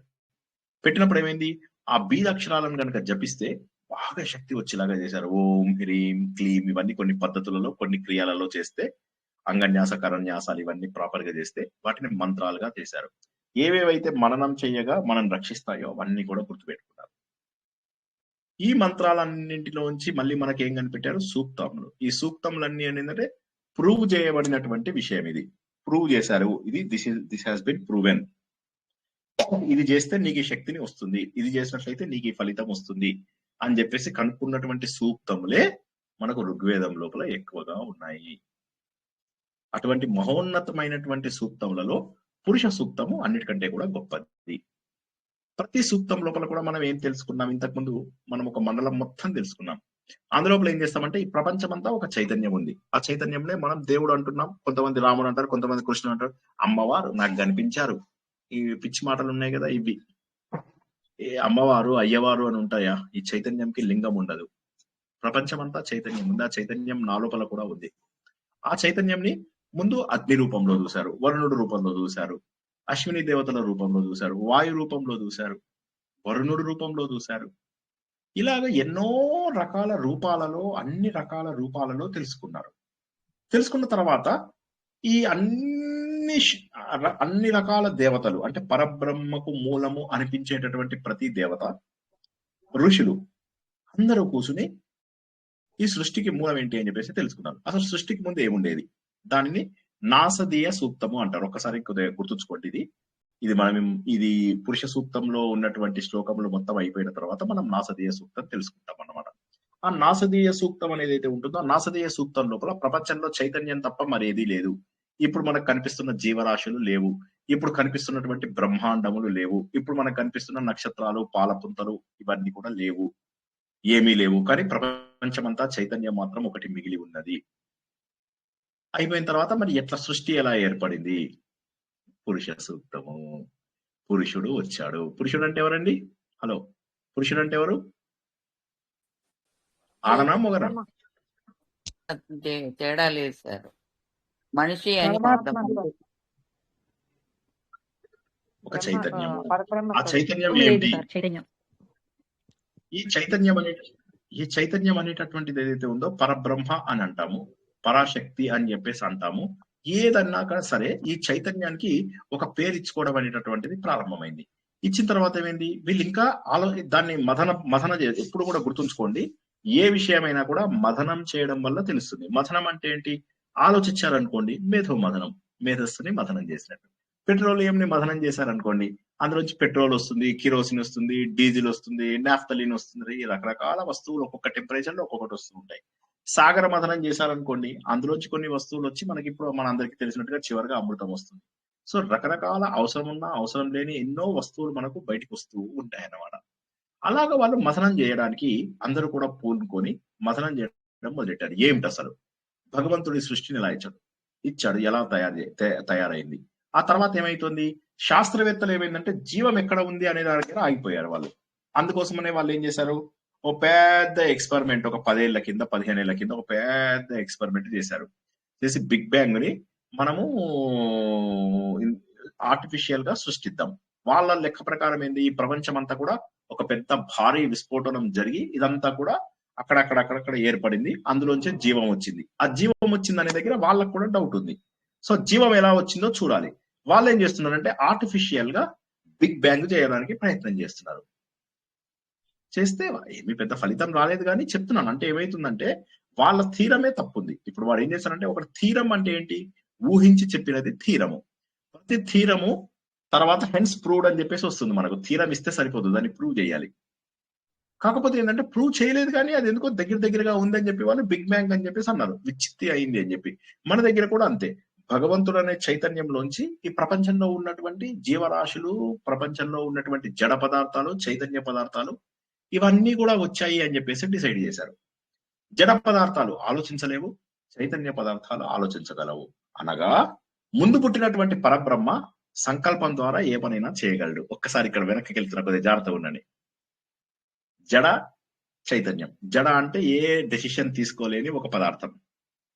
చైతన్యము అంటే మనలాగా ఆలోచించగలిగేది. జడ చైతన్యములను కూడా పుట్టించినటువంటి ఒక పరబ్రహ్మ ఎవరైతే ఉన్నారో, ఆడమొగ కాని ఒక విశ్వ చైతన్యం. ఆ విశ్వ చైతన్యం దగ్గర సంకల్ప శక్తి కూడా ఉండాలి.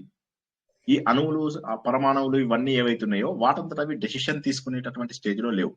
కానీ ఏమవుతున్నాయి, సరైనటువంటి యాక్షన్స్ తేగలుగుతున్నాయి. అవి హైడ్రోజన్ ఆక్సిజన్ కలపగానే వాటంతట అవి డిసైడ్ చేసుకొని ఎలా కలవాలో చక్కగా కలిసి నీరును మనకు అందిస్తున్నాయి. సో వీళ్ళు కూడా ఏమనుకున్నారు, అలాగే ఏదో తెలుసుకుందాం జీవం అని చెప్పేసి అనుకున్నారు, కానీ వాళ్ళు తెలుసుకోలేకపోయారు. కానీ మన శాస్త్రవేత్తలు అన్నటువంటి మన ఋషులు ఏం చేశారు, దర్శించి ఆ పరబ్రహ్మని వారి లోపల చూడగలిగారు. వారి లోపల, వాళ్ళ హృదయం లోపల ఆ పరబ్రహ్మని చూడగలిగారు. చూడగానే అప్పుడు ఆయన ఏం చేశాడు, ఎలా సృష్టి అంతా ఏర్పడింది, ఏ సంకల్పం వల్ల, ఏ శక్తి వల్ల ఏర్పడింది, పరబ్రహ్మ ఎలా ఉన్నాడు, ఏం చేశాడు, ఈ ప్రపంచంలో ఏమేం తయారు చేశాడు, ఇవన్నిటిని కూడా తెలిపేటటువంటి దాన్ని ఏమంటామంటే మనము పురుష సూక్తము అంటారు. కాబట్టి ఏంటంటే పురుష సూక్తం అనేటటువంటిది అన్ని సూక్తాలలోకి కూడా గొప్పది, పవిత్రమైనటువంటిది, ముఖ్యమైనటువంటిది. ఇప్పుడు ఇందాక ఎవరో ఒక ప్రశ్న అడిగారు, ఇది ఋగ్వేదంలో ఉందా, యజుర్వేదంలో ఉందా, సామవేదంలో ఉందా, అథర్వణ వేదంలో ఉందా అంటే అన్ని వేదాలలో ఉంది. ఈ విషయాన్ని ఎప్పుడు తెలుసుకున్నాం మనము, శ్రీ సూక్తం తెలుసుకున్నప్పుడు చెప్పుకున్నాం. శ్రీ సూక్తం తెలుసుకున్నప్పుడు శ్రీ సూక్తం మిగతా వేదాలలో లేదు, కానీ పురుష సూక్తం మాత్రం అన్ని వేదాలలో ఉంది అన్నటువంటి విషయాన్ని తెలుసుకున్నాం. పురుషుడు అంటే ఏంటి, ఈ విశ్వంలో అంతటా వ్యాపించి ఉన్నటువంటి ఒక చైతన్యము విశ్వ పురుషుడు. పురుషుడు అంటే పురమును ధరించిన వాడు. ఈ విశ్వమంతా కూడా ఒక పురం. నన్ను పురుషుడు అనొచ్చు, ఎందుకంటే నేను ఈ శరీరం అనేటటువంటి పురమును ధరించిన వాడిని. ఈ ప్రపంచమంతా కూడా ధరించినటువంటి విశ్వ పురుషుడు యొక్క చైతన్యం గురించి తెలుసుకోవడమే పురుష సూక్తం. అర్థం కాని వాళ్ళు అడగండి, ఒకసారి ముందుకెళ్తాం. ఇంకొక 5 minutes చెప్పేసి ఆపేస్తా, కంగారు పడకండి. ఈ ప్రపంచమంతా కూడా ఎవరి శరీరం అయితే ఉన్నదో, ఇప్పుడు నేను ఉదాహరణకి నేను పురుషుడిని, ఎందుకు ఈ శరీరం వేసుకున్నాను కాబట్టి నేను పురుషుడిని. మీరంతా కూడా పురుషులే. పురుషులు అంటే మొగ అని కాకుండా పురమును ధరించిన వారు. నవద్వారే పురే దేహి అంటాం, అక్కడ పురి అంటే అదన్నమాట. సో ఈ శరీరంలో నిద్రపోయేవాడు ఎవడైతే ఉంటాడో అతడు పురుషుడు. సో కాబట్టి ఏంది, మనం అందరం కూడా ఈ శరీరంలో ఉన్నటువంటి వాళ్ళం, శరీరంలో ఉన్నటువంటి చైతన్యం. ఈ ప్రపంచమంతా కూడా ఒక వస్తువుగా తీసుకుంటే ఈ శరీరం అంతా, ఈ ప్రపంచమంతా కూడా శరీరంగా ధరించిన వాడు ఒకడు ఉండాలి. అతనిలో ఉన్నటువంటి చైతన్యం ప్రపంచమంతా వ్యాపించి ఉంది. ప్రపంచమంతా కూడా ఒక శరీరం అనుకోండి కొద్దిసేపటికి. ప్లీజ్ కొద్దిగా అయిపోయింది, నేను 5 నిమిషాల్లో క్లోజ్ చేస్తాను. ప్రపంచమంతా కూడా శరీరం అనుకోండి. ఆ శరీరాన్ని ధరించినటువంటి ఒక వ్యక్తి ఎవరైతే ఉన్నారో అతను పురుషుడు. అర్థం కాని అడగండి ఒకసారి. చాలా సులభంగా చెప్పడానికి ప్రయత్నం చేస్తున్నా, కాకపోతే కొద్దిగా కష్టం అవుతుంది. ఇది subject it self is dry. దీని బదులు అమ్మవారు నువ్వు ఈ పూజ చేస్తే నీకు ఈ శక్తి ఇస్తారు, ఆ పూజ చేస్తే ఆ శక్తి ఇస్తారు అంటే అది సులభం అవుతుంది. అవునా? ఇది కొద్దిగా కష్టమైనటువంటిది. అర్థం కాని వాళ్ళు అడగండి. పురములో ఉన్నటువంటి వాళ్ళు మనము పురుషులము. అదే విధంగా ఈ ప్రపంచమంతము కూడా ఒక పురముగా గనక భావించినట్లయితే విశ్వం అంతా కూడా, ఈ విశ్వమంతా కూడా అంటే చెట్లు, చేమలు, సముద్రాలు, బ్రహ్మాండాలు ఇవన్నింటినీ కూడా ధరించినటువంటి ఒక వ్యక్తి ఎవరైతే ఉన్నారో ఆయన పురుషుడు. ఆయనలో ఉన్న చైతన్యమే ఈ శరీరం అంతా కూడా నడిపిస్తుంది. నా శరీరంలో జరిగేటటువంటి వాటన్నిటికీ నేను ఎలా అయితే కారణమో, ఈ ప్రపంచంలో ఉన్నటువంటి అన్నిటిలలో జరుగుతున్నటువంటి వాటికి కారణము ఆయనలో ఉన్న చైతన్యమే. నా లోపల చైతన్యం లేకపోతే నేను శ్వాస తీసుకోలేను, నేను అన్నము తినలేను, నేను జీర్ణక్రియ చేసుకోలేను, ఇవన్నీ ఆలోచించలేను, రక్త ప్రసరణము జరగదు. అదే విధంగా నాలో ఉన్న చైతన్యము ఇన్ని సిస్టమ్స్ ని ఎలా అయితే నాకు పనిచేసేలాగా చేస్తుందో, ఇదే విధంగా ఈ ప్రపంచమంతా కూడా ఒక దేహంగా గనక మనం భావించినట్లయితే ఆ దేహంలో ఉన్నటువంటి చైతన్యమే పురుషుడి యొక్క చైతన్యము. అర్థం కాని వాళ్ళు అడగండి ఒకసారి.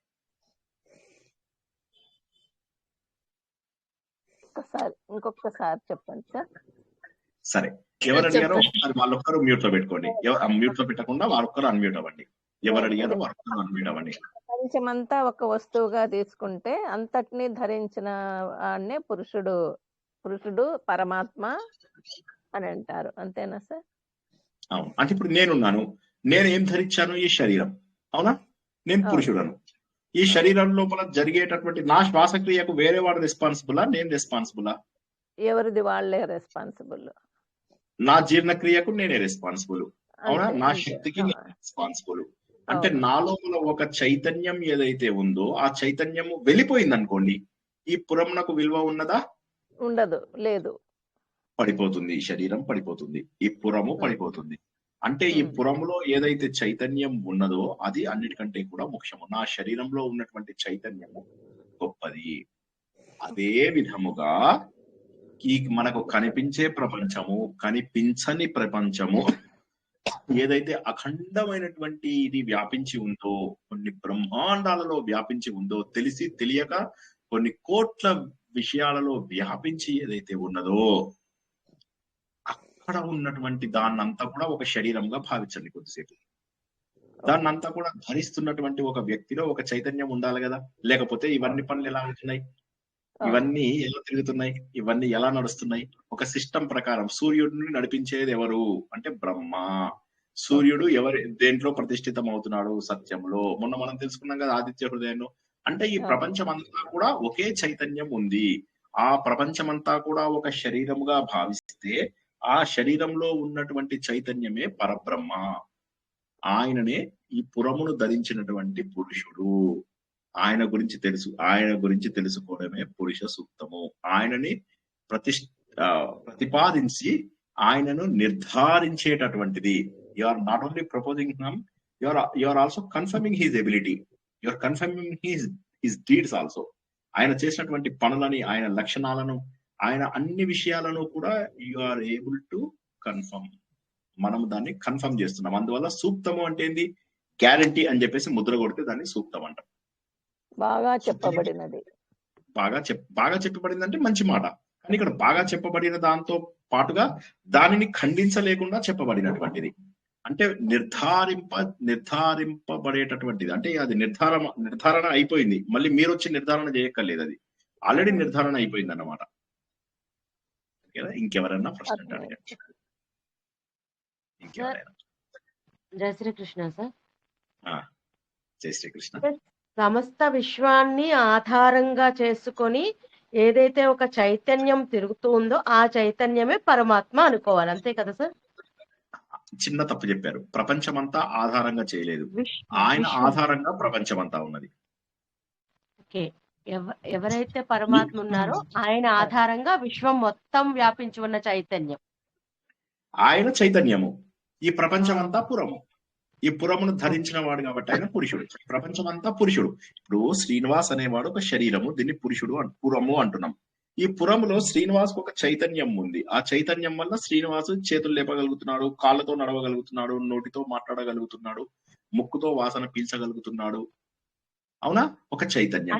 ఇదేమో పురము, ఇదేమో పురము. చైతన్యం రెండు ఒకటే కదా సార్? కాదు, ఆధారం అంటే చైతన్యం ఆధారంగా ఈ పురం ఉన్నది. ఉదాహరణకి చైతన్య ఆధారం అంటే ఏంది? దేనిపైన ఏది డిపెండ్ అయింది అనే దాన్ని ఆధారం అంటారు. ఇప్పుడు ఈ పురము అనేటటువంటిది చైతన్యం పైన ఆధారపడి ఉంది. చైతన్యం పురం పైన ఆధారపడి లేదు. చైతన్యం ఇండిపెండెంట్, పురము అనేటటువంటిది డిపెండెంట్. నాకు ఒక మాట చెప్పండి, మీకు ఎందుకు అర్థం కావట్లేదో ఈ పాయింట్ నాకు తెలియదు. ఇప్పుడు నా లోపల చైతన్యము లేకపోతే ఈ శరీరం ఉంటుందా? ఉండదు సార్, పడిపోతుంది. అంటే ఏది దేని మీద ఆధారపడింది? శరీరము చైతన్యం మీద ఆధారపడి ఉంది. సింపుల్. అదే విధంగా ప్రపంచమంతా కూడా ఒక శరీరం అనుకుంటే ఈ ప్రపంచమంతా నడవడానికి, ప్రపంచమంతా గడవడానికి, ప్రపంచమంతా ఇలా ఒక పద్ధతి ప్రకారం వెళ్ళడానికి ఆధారభూతమైనటువంటి చైతన్యము పరబ్రహ్మ, అతనే పురుషుడు. Okay sir, thank you. జై శ్రీకృష్ణ. చాలా బ్యూటిఫుల్ పాయింట్ ఇది, చాలా బ్యూటిఫుల్ పాయింట్.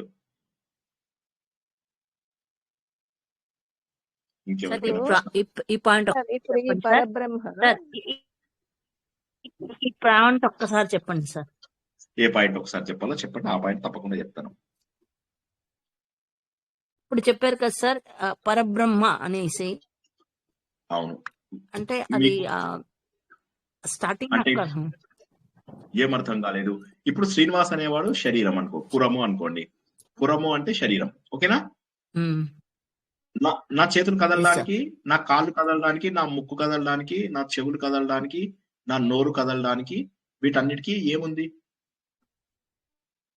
ఒక శక్తి ఉందా? ఏదో ఒక శక్తి ఉందా? శక్తి ఉండాలి, శక్తి ఉంది. ఆ శక్తి చైతన్యం ఉండడం వల్ల నా శరీరం కదులుతుంది. చైతన్యం లేకపోతే ఏమవుతుంది? ప్రాణం పోయింది అంటాం మనం. సింపుల్ లాంగ్వేజ్ లో ప్రాణం పోయింది అంటారు. ప్రాణం పోయిన తర్వాత ఈ శరీరము తను నిలబడగలుగుతుందా? లేదు సార్. ఒక వ్యక్తిలో అంటే శరీరం ఇంపార్టెంటా, చైతన్యం ఇంపార్టెంటా? చైతన్యం సార్. చైతన్యము ఈ పురమునకు ఆధారంగా ఉన్నది. సో చైతన్యం ఈజ్ సపోర్టింగ్ ద బాడీ. చైతన్యం supporting the body. Okay. So in the same way, this whole world is a body and God is the soul. Okay? ఆ సోల్ ఏదైతే ఉందో ఆ సోల్ ఈ బాడీ, ప్రపంచం అనేటటువంటి మొత్తం బాడీకి ఆధారంగా ఉంది. ఆ సోల్ వెళ్ళిపోతే ఈ బాడీ అనేది ఉండదు. కాబట్టి ఆ సోల్ ఏదైతే ఉందో ఆ సోలే ఈ సృష్టి మొత్తానికి కారణమైంది. కాబట్టి ఈ సృష్టిలో ఉన్నటువంటి చైతన్యమే ఆ పురుషుడు. పురుషుడు అంటే ఆ ఎనర్జీ ఇచ్చినటువంటి వాడు. ఆ చైతన్యమే ఒక పురుషుడు. ఆ చైతన్యమే ఈ ప్రపంచం అనేటటువంటి శరీరాన్ని ధరించింది. భగవంతుడు అనేటటువంటి చైతన్యము ఈ ప్రపంచం అనేటటువంటి శరీరాన్ని వేసుకుంది. ఓకేనా?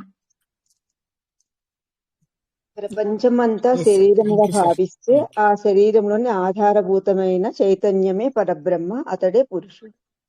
అతనే పురుషుడు. కరెక్ట్. ఎందుకంటే ప్రపంచం అంతా ఎవరి వల్ల నడుస్తోంది? ప్రపంచం ఎవరి వల్ల నడుస్తోంది? ఒక భగవంతుడు ఉన్నాడు, ఒక పరబ్రహ్మ ఉన్నాడు, ఒక చైతన్య రూపం ఉంది.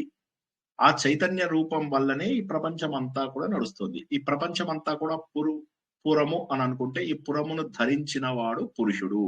అంటే పరమ పురుషుడు, విశ్వ పురుషుడు, గొప్ప పురుషుడు. పురమును ధరించిన వాడు పురుషుడు. పురము అనగా శరీరంను ధరించిన వాడు పురుషుడు. ప్రపంచమే శరీరం అయితే ప్రపంచంను ధరించిన వాడు విశ్వ పురుషుడు, ప్రపంచ పురుషుడు. ప్రపంచం అంతా కూడా పట్టుకున్నవాడు. నేను చిన్న పురుషుడను, భగవంతుడు పెద్ద పురుషుడు. నేనేమో ఈ చిన్న శరీరాన్ని పట్టుకొని ఉన్నాను, భగవంతుడు పెద్ద ప్రపంచాన్ని పట్టుకొని ఉన్నాడు. అది విశ్వ పురుషుడు. ఆ విశ్వ పురుషుడి చైతన్యం గురించి మనం తెలుసుకుంటాం. ఒక 2-3 సార్లు వినండి. ఇంకా అంటే చాలా సింపుల్ లాంగ్వేజ్ లో చెప్పాను నేను. శరీరంలో ఆత్మ ఎలానో ఈ మొత్తం ప్రపంచానికి భగవంతుడు అట్లా సింపుల్ లాంగ్వేజ్ లో చెప్పాలంటే. ఈ ప్రపంచం అంతా, కానీ పురుషుడు అని ఎందుకు అంటారు అనే దాని డెఫినేషన్ మనం చెప్తున్నాం. ఈ ప్రపంచం అంతా కూడా కనిపించే చెట్లు, చేమలు, ఇవన్నీ కూడా దేవుడి యొక్క శరీరం అనుకుంటే, దేవుడు ఎవరు అంటే వీటన్నిటి లోపల ఆధారభూతంగా నిలబడి వీటన్నిటిని నడిపిస్తున్నటువంటి వాడు దేవుడు. ఆ పురుషుడి గురించి మనము చెప్పాలి అని చెప్పి మనం తెలుసుకుంటున్నాం. ఓకేనా? జై శ్రీకృష్ణ. సార్ ఇప్పుడు హిరణ్య మనం గర్భుడు, విరాట్ పురుషుడు, శ్రీ సూక్తం చెప్పుకునేటప్పుడు భగవంతుని యొక్క చైతన్య శక్తే శ్రీ సూక్తం అని చెప్పుకున్నాం కదా. ఇప్పుడు ఇది పురుష సూక్తానికి వచ్చేసరికి ఆ శక్తిని కలిగి ఎవరైతే ఉన్నారో ఆయన గురించి చెప్పేది పురుష సూక్తమా? ఆయన గురించి ఈ సృష్టి ఎలా తయారు చేశాడని. మనకు పురుష సూక్తంకి శ్రీ సూక్తంకి డిఫరెన్స్ ఏంటంటే, శ్రీ సూక్తం లోపల ఆ శ్రీ సూక్తం వల్ల మనకి ఏం లాభము, మనం ఏం చేయాలి, మనం మానసికంగా ఎలా శాంతిగా ఉండాలి, శారీరకంగా ఎలా శాంతిగా ఉండాలి, ఆ చైతన్యాన్ని మనం ప్రార్థించి మనకు కావాల్సిన పనులు చేసుకుంటాం. పురుష సూక్తం అలా కాదు. పురుష సూక్తంలో ఈ ప్రపంచం ఎలా ఏర్పడింది, బ్రాహ్మణ, క్షత్రియ, వైశ్య, శూద్రుడు ఎక్కడి నుంచి తయారయ్యారు, సముద్రం ఎక్కడి నుంచి వచ్చింది, దేవతలందరూ ఎక్కడి నుంచి వచ్చారు, ఆయన మనస్సు చంద్రుడు వచ్చాడు, ఆయన కళ్ళు ఇక్కడి నుంచి దిక్కులు వచ్చాయి, ఇక్కడి నుంచి సూర్య చంద్రులు వచ్చారు, ఇది దిక్కులు వచ్చాయి, ముక్కు లోపల నుంచి అశ్విని దేవతలు వచ్చారు, చేతుల్లోంచి ఇంద్రుడు వచ్చాడు, ప్రపంచం అంతా ఎన్ని భాగాలుగా విడిపోయి 14 భువనాలుగా నారాయణీయంలో వచ్చింది కదా సార్. నారాయణీయం ముందు వచ్చిందంటారా, లేకపోతే మీరు ఋగ్వేదం ముందు వచ్చిందంటారా? ఋగ్వేదమే. Very good. కానీ అది తెలిస్తే చాలు, ఋగ్వేదంలోంచే అన్ని వచ్చాయి. ఇప్పుడు మీరు అందుకే ఇవాళ పొద్దున నేను పెట్టిన మెసేజ్ అందరూ జాగ్రత్తగా చూస్తుంటే అందరికీ అర్థమై ఉంటుంది. ఇందులో ఉన్నవే భగవద్గీతలో ఉన్నాయి, ఇందులో ఉన్నవే పురాణంలో. ఈ పురుష సూక్తం గురించి మాత్రమే నేను చెప్తున్నా. పురుష సూక్తంలో ఉన్నదే భగవద్గీతలో ఉంది, పురుష సూక్తంలో ఉన్నదే నారాయణీయంలో ఉంది, పురుష సూక్తంలో ఉన్నదే భాగవతంలో ఉంది, పురుష సూక్తంలో ఉన్నదే మిగతా అన్ని పురాణాలలో కూడా ఉన్నది. భగవంతుడి యొక్క విశ్వరూపమును చూపించడమే పురుష సూక్తం యొక్క ముఖ్య ఉద్దేశం. ఈ ప్రపంచం అంతా ఎలా తయారైంది అని చెప్పడమే ఆ పురుష సూక్తం. ఆ పురుషుడు అంటే ఎవరు? ఈ ప్రపంచం అంతా కూడా ధరించిన ఒక వ్యక్తి. వ్యక్తి అని అనలేం కాబట్టి సామూహిక శక్తి అని చెప్పేసి అనాలి. నేను వ్యక్తిని, ఆయన సామూహిక శక్తి. నేను వ్యష్టి, ఆయన సమిష్టి. వ్యష్టి, సమిష్టి. వ్యక్తి, సామూహిక శక్తి. వ్యక్తి, సామూహిక శక్తి. నేను వ్యష్టి, ఆయన సమిష్టి. నేను ఒక్కడిని, ఆయన ఈ ప్రపంచమంతా ఒక్కటిగా కలిపినటువంటి వాడు. అర్థమైందా? ఓకే గురు. అంటే సృష్టి ఆరంభించిన వాడు కదా సార్. ఇప్పుడు పురుష సూక్తంతో అని చాలా సార్లు చెప్పారు కదా సార్. పురుష సూక్తంతో సృష్టి వచ్చింది. నాసదీయ సూక్తంలో సృష్టి ఎలా జరిగింది అనేది తెలియదు మనకు. పురుష సూక్తంలో సృష్టి ఎలా జరిగిందో తెలుసుకుంటాం. అందుకే పురుష సూక్తం మిగతా అన్నిటికంటే కూడా గొప్పది. ఎందుకు? మిగతా ఎన్ని సూక్తాలు ఉన్నాయి, అయినప్పటికీ కూడా పురుష సూక్తమే ఎందుకు గొప్పగా చెప్పబడినది అంటే, పురుష సూక్తం మనకు సృష్టికి ముందు జరిగిన విషయాల తర్వాత ఏమేమి జరిగింది, ఎక్కడెక్కడ ఏ సీక్వెన్స్ లో ఏ వస్తువులు వచ్చాయి, ఎలా వచ్చాయి, ఇవన్నీ కూడా తెలియజేసేది పురుష సూక్తం. ఇదే అన్నిటికంటే గొప్పది. మన మొత్తం సూక్తములలో మహారాజు ఎవరు అంటే పురుష సూక్తం. ఆత్మ సుఖము వీడిని ఆట కొరకు పాత్ర పోషణ చేసిద్ది సూత్రధారి, విశ్రమించదని పాదం ఆశ్రయించి పరమ కరుణాంతరంగా శ్రీ పాండురంగ. జై శ్రీకృష్ణ. ఈ రోజు మనం తెలుసుకున్నదల్లా ఏంటంటే, సింపుల్ గా ప్రపంచం అంతా కూడా ఆధారపడినప్పుడు ఏమీ లేదు, కానీ ప్రపంచం అంతా కూడా సృష్టింపబడిన తర్వాత కొంతమంది ఋషులు ఆలోచించారు, అసలు ఎలా తయారైంది ఇది, ఎక్కడి నుంచి వచ్చినాయి, ఈ చెట్లు ఎక్కడి నుంచి వచ్చాయి, నీళ్ళు ఎక్కడి నుంచి వచ్చాయి, అగ్ని ఎక్కడి నుంచి వచ్చింది, విత్తనాల నుంచి చెట్లు రావడం ఏమిటి, ఇవన్నీ ఆలోచించి వాళ్ళందరూ కూడా మానసిక యజ్ఞం చేశారు. ఆ మానసిక యజ్ఞము అంటే మేధో మథనం చేయగా వాడుకు భగవంతుడికి చేసినటువంటి సృష్టి మొత్తము అంటే, ముందు ప్రపంచంలో చైతన్యం తప్ప ఏమీ ఉండేది కాదు.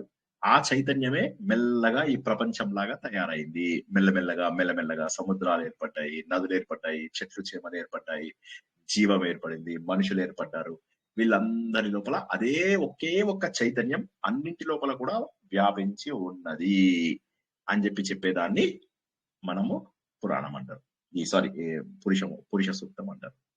సో ఈ పురుష సూక్తంలో ఉన్నదే మనకు పురాణాలన్నిట్లలో కూడా ఉంది.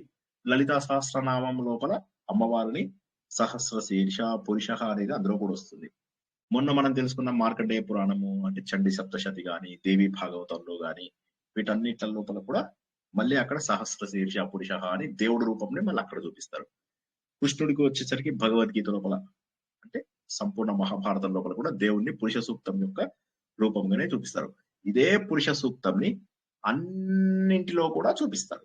ఇదే ఒకే పురుష సూక్తము, దీనినే అన్నింటి లోపల కూడా భగవంతుడి రూపంగా చూపిస్తారు.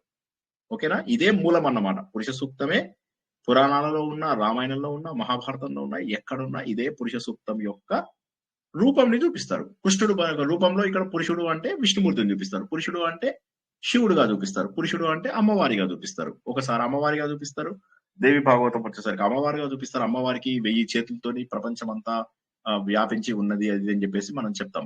గాయత్రి దేవిని పూజిస్తారు వాళ్ళు దేవి భాగవతంలో. మనం చెప్పుకున్నాం, మీరు అంతా మర్చిపోయి ఉంటారు ఆల్రెడీ.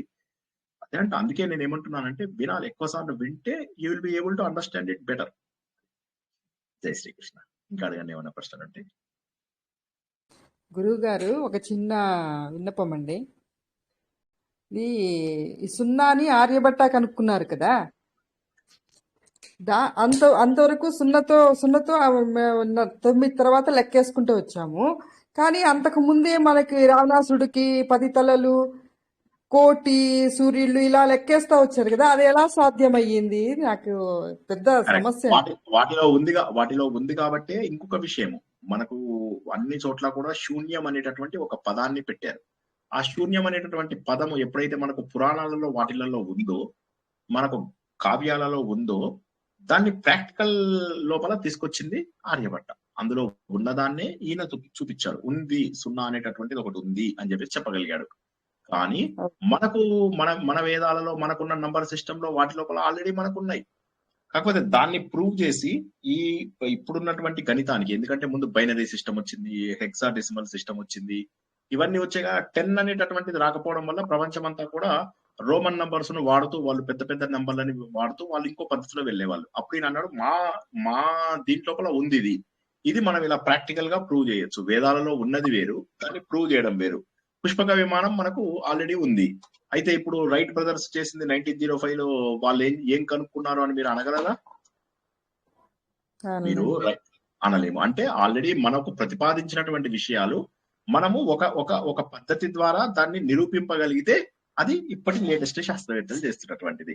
అదే విధంగా ఇప్పుడు మన పురాణాలలో ప్రతిపాదించినటువంటి, వేదాలలో ప్రతిపాదించినటువంటి, భగవద్గీతలో ప్రతిపాదించినటువంటి అనేక విషయాలను ప్రూవ్ చేయడం కోసం అని చెప్పి ఎంతో మంది కష్టపడి పిహెచ్డీలు తెచ్చుకుంటున్నారు.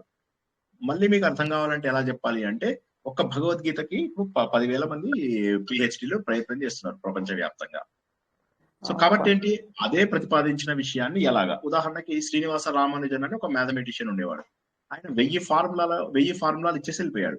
చాలా చిన్నతనంలో ఆయన శరీరాన్ని వదిలేశాడు. ఇప్పుడు ఆ 1000 ఫార్ములాలు ఎట్లా వచ్చాయి అనే దాని మీద రీసెర్చ్ నడుస్తుంది. 10-15 మాత్రం కనుక్కున్నారు, ఇంకా ఎన్ని కనుక్కునే ఉన్నాయో. కానీ అందులోపల మీరు నెంబర్స్ పెడితే కరెక్ట్ వాల్యూస్ వస్తున్నాయి. కానీ ఆయన ఎలా కనిపెట్టగలిగాడు, ఎలా చెప్పగలిగాడు? ఆయన ఎలా చెప్పగలిగాడు? Nobody nose. అలా 1000 ఫార్ములాలు రాసేసి వదిలేసి వెళ్ళిపోయాడు అంటే, అవన్నీ కనుక్కున్న వాళ్ళు పిహెచ్డీలు తెచ్చుకుంటున్నారు. సో కాబట్టి ఇదంతా ఏంటంటే ఏదో ఉంది, ఒక ప్రకృతి శక్తి ఏదైతే ఉందో అది ఉంది. అదే విధంగా శకుంతల దేవి, ఆవిడ మ్యాథమెటిక్స్ మొత్తం నోటికే ఉండేది. ఆవిడ ఒక్కరోజు స్కూల్కి వెళ్ళలేదు. మరి అట్లాంటిది ఆవిడ కంప్యూటర్ ని ఓడగొట్టింది. అది కూడా కంప్యూటర్ ని ఎలాంటి టైంలో ఓడగొట్టింది? స్క్వేర్ రూట్, క్యూబ్ రూట్, ఇలా 4th route, 5th route, 6th route అని ఉంటాయి. అసలు స్క్వేర్ రూట్, క్యూబ్ రూట్ వచ్చేసరికి మనకు అయిపోయినట్టు, మన శక్తి పోతుంది. అలాంటిది ఆవిడ 23rd రూట్ ఏదైతే ఉంటుందో అది కంప్యూటర్ కంటే కూడా ఫాస్ట్ గా చేసేసి కంప్యూటర్ ని ఓడగొట్టింది. సో కంప్యూటర్ అంటే బండగా ఇచ్చినదా లాజిక్ ప్రకారం చేసుకుంటూ వెళ్తుంది కాబట్టి సూపర్ ఫాస్ట్ గా చేస్తుంది. మనం హ్యూమన్ బీయింగ్స్ చేయడం అది అసంభవం. అలాంటిది ఆ 23rd రూట్ ని ఆవిడ కంప్యూటర్ కంటే బాగా చేయగలిగింది. ఎలాగా తెలియదు. అదేదో దైవీ శక్తి ఉండాలి. అది మనం గుర్తించాల్సింది. దైవీ శక్తి ఏదో ఉండాలి. ఆ దైవీ శక్తే ఒక చైతన్యం. ఆ చైతన్యం ఏదైతే ఉందో దాంట్లో ఉన్నటువంటి శక్తి అమోఘము. అది నిర్వచించడం కూడా కష్టం. ఇలా జరిగింది అని చెప్పి చెప్పలేం. ఇప్పుడు ఇందాక చెప్పినట్టుగా శ్రీనివాస రామానుజను 1000 ఫార్ములాలు ఇచ్చాడు. ఆ 1000 ఫార్ములాలు ఇప్పటి వరకు కూడా దాన్ని ప్రూవ్ చేయలేకపోతున్నారు జనాలు. మరి అందులో పెట్టి వాల్యూస్ పెడితే కరెక్ట్ వస్తుంది, అన్ని యాక్యురేట్ రిజల్ట్స్ వస్తున్నాయి. కానీ ఎవడో ఒకటి ప్రూవ్ చేయాలి కదా.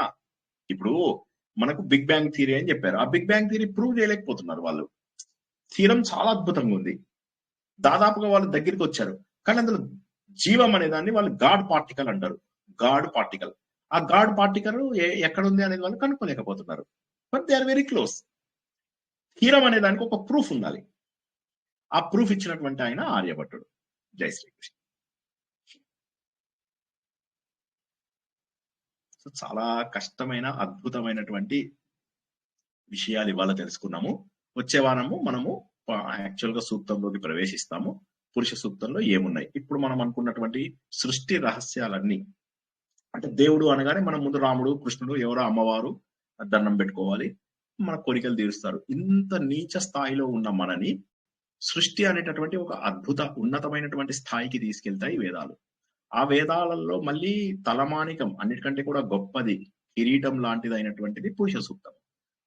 మామూలుది కాదు. అందుకే నేను అన్నాను, ఇది నేర్చుకోవాలంటే ముందు అందరూ ఏం చేస్తారంటే బట్టి కొట్టేస్తారు ఫస్ట్. మంచిదే, బట్టి కూడా మిమ్మల్ని కూడా కొట్టమని అంటున్నాను. బట్ ఇప్పుడు అర్థం తెలుసుకోండి, వచ్చే వారం నుంచి మనం అర్థం తెలుసుకుంటాం, ఆశ్చర్యపోతారు. ఇవాళ మనం తెలుసుకున్నదల్లా కూడా ఈ గాడ్ అనేవారు ఎవరు, ఆయన ఏం చేశారు. ఇప్పుడు మనం దానికి ఫైనల్ గా ఒక డెఫినేషన్ ఇచ్చాం. ఏంటి, ఈ ప్రపంచమంతా శరీరం అయితే ఈ శరీరానికి ఏదైతే చైతన్యం కావాలో అతను పరబ్రహ్మ. అతన్ని ఏమంటున్నామంటే పురుషుడు అంటున్నాం. ప్రపంచమంతా కూడా పురము అయితే ఈ పురమును ధరించిన వాడు పురుషుడు. నేను పురుషుడనే, కానీ నేను చిన్న పురాన్ని ధరించా, చిన్న శరీరాన్ని ధరించా. ఆయన ఈ విశ్వమన్ అనేటటువంటి ఒక పెద్ద పురమును ధరించాడు. బాగుందా, అర్థమైందా?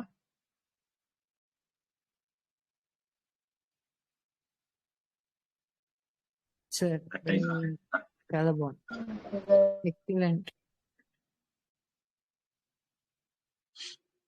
ఇంకేమైనా ప్రశ్నలు ఉంటే అడగండి. ఇవాళ చక్కగా ఇది నేను అప్లోడ్ చేయగానే మళ్ళీ ఒకటిసారి 100 సార్లు చూడండి, చూస్తేనే మీకు అర్థమవుతుంది. ఎందుకంటే ఇది కష్టమైన జ్ఞానం కదా, ఇది చాలా కష్టమైన. అందులో మనం ఏం ప్రతి రోజు ఎన్నో గొప్ప విషయాలు నేర్చుకుంటాం ప్రతిరోజు.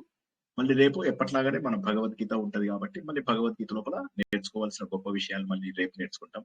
ఎల్లుండి విష్ణు సహస్రనామం లోపల రివిజన్ లోపల ఇందులో తెలుసుకున్న పురుష సూక్తంలో తెలుసుకున్నవన్నీ విష్ణు సహస్రనామంలో ఉంటాయి. మళ్ళీ అదే అంటున్నాను, ఒక పురుష సూక్తం తెలిస్తే ఇందులోంచి అన్ని వచ్చేస్తాయి. ముందు మీకు ఒక రూట్ తెలియాలి, ఆ రూట్ తెలిసిందంటే అన్ని కూడా ఆటోమేటిక్ గా అర్థమైపోతాయి. కాబట్టి చాలా గొప్ప సత్యాలు తెలుసుకుంటున్నాం. ఇది అన్నిటికంటే గొప్ప సూక్తము అని ఒకటి గుర్తుంచుకోండి. ఇది మనకు సుమారుగా నేను చెప్తున్నాను 15 వారాల నుంచి 20 వారాలు పట్టవచ్చు. నేను ఇవాళ క్యాల్కులేషన్ చేస్తే నాకు ఒక 15 నుంచి 20 వారాలు పట్టే ఛాన్స్ ఉంది. చూస్తా, స్పీడ్ గా చెప్పగలమేమో చూద్దాం. కానీ ఇంత స్లోగా చెప్తేనే ఇంకా ఇప్పటికే నిద్రలో జారుకున్నటువంటి నా స్టూడెంట్స్ వీళ్ళందరికీ కూడా ఒక పేరు ఉంది, పరమానంద శిష్యులు, చిత్రగుప్త గ్యాగ్. చిత్రగుప్త గ్యాగ్, పరమానంద శిష్యులు అని రెండు పేర్లు పెట్టారు మన స్టూడెంట్స్ కి. సారీ, ఎవరో ప్రశ్న అడుగుతున్నారు, చెప్పండి. పడుకోలేదు సార్, వింటున్నాము. లాస్ట్ లైన్ బాగుంది సార్. ప్రపంచమంతా శరీరంగా భావిస్తే అది అక్కడ మంచిగా అర్థమైంది సార్. ఆ శరీరంలోని ఆహారభూతమైన చైతన్యం, అది మంచిగా అర్థమైంది సార్. అతనే పురుషుడు, అతనే పురుషుడు. అంటే ప్రపంచమంతా పురము, ఆ పురమును ధరించిన వాడు పురుషుడు. ఎలా ధరించాడు, ఏం జరిగింది, అదంతా కూడా మనం చాలా అద్భుతంగా తెలుసుకుంటాం. చాలా అద్భుతంగా. అంటే ఇక తర్వాత ఇంకా సింపుల్ అయిపోతుంది. ముందు ఈ ఇవాళ చెప్పిన ఉపోద్ఘాతము కొద్దిగా ఇంకొకసారి వినడానికి ప్రయత్నం చేయండి. తర్వాత నేను ఏం చేస్తానంటే ఇప్పటి వరకు మనం చెప్పుకున్నటువంటి 1000 ప్రవచనాలది నేను ఒక ఇది తయారు చేశాను, ఒక లింక్ తయారు చేశాను. అందులో మీకు కావాల్సిన చాప్టర్స్ చక్కగా వెతుక్కొని చూసుకోవచ్చు. ఇంకా మీరు సార్ ఇది దీని లింక్ పంపించండి, దాని లింక్ పంపించండి అని అడగద్దు, అన్ని అందులోనే ఉన్నాయి. 1000 సుమారుగా 1000 ప్రవచనాల లింకులు మీకు అందులోపల కనిపిస్తాయి. అవన్నీ కూడా చక్కగా చూసుకొని మీరు చేసుకోండి, ఉపయోగించుకోండి. అండ్ వేదం కూడా మనం ముందు చెప్పుకున్న ఉపోద్ఘాతము, మండలాలు, అష్టకాలు అవన్నీ తెలుసుకొని ఉంటే బాగుంటది. ఎందుకంటే ఆల్రెడీ ఇప్పుడు మనం నేర్చుకుంటున్నదే వేదము. వేదంలో ముఖ్యమైనటువంటివి సూక్తం. ముందు మనం ఏమన్నా ఋగ్వేదం కంప్లీట్ చేసిన తర్వాతనే మిగతా వేదాల్లోకి వెళ్తాము అని అన్నాం. ఋగ్వేదము ఇప్పుడు కంప్లీట్ అవుతుందా? ఇంకా 4 ఏళ్ళు 5 ఏళ్ళు పడుతుంది కంప్లీట్ అవ్వడానికి. ఆ తర్వాత యజుర్వేదము ఎన్నాళ్ళు వీలుంటే అన్నాళ్ళు మన కోరుకున్న రోజులు నేర్చుకున్నాం. యజుర్వేదము, సామవేదము, అథర్వణ వేదము అన్ని నేర్చుకున్నాం. ఋగ్వేదమే ఎక్కువ టైం పడుతుంది.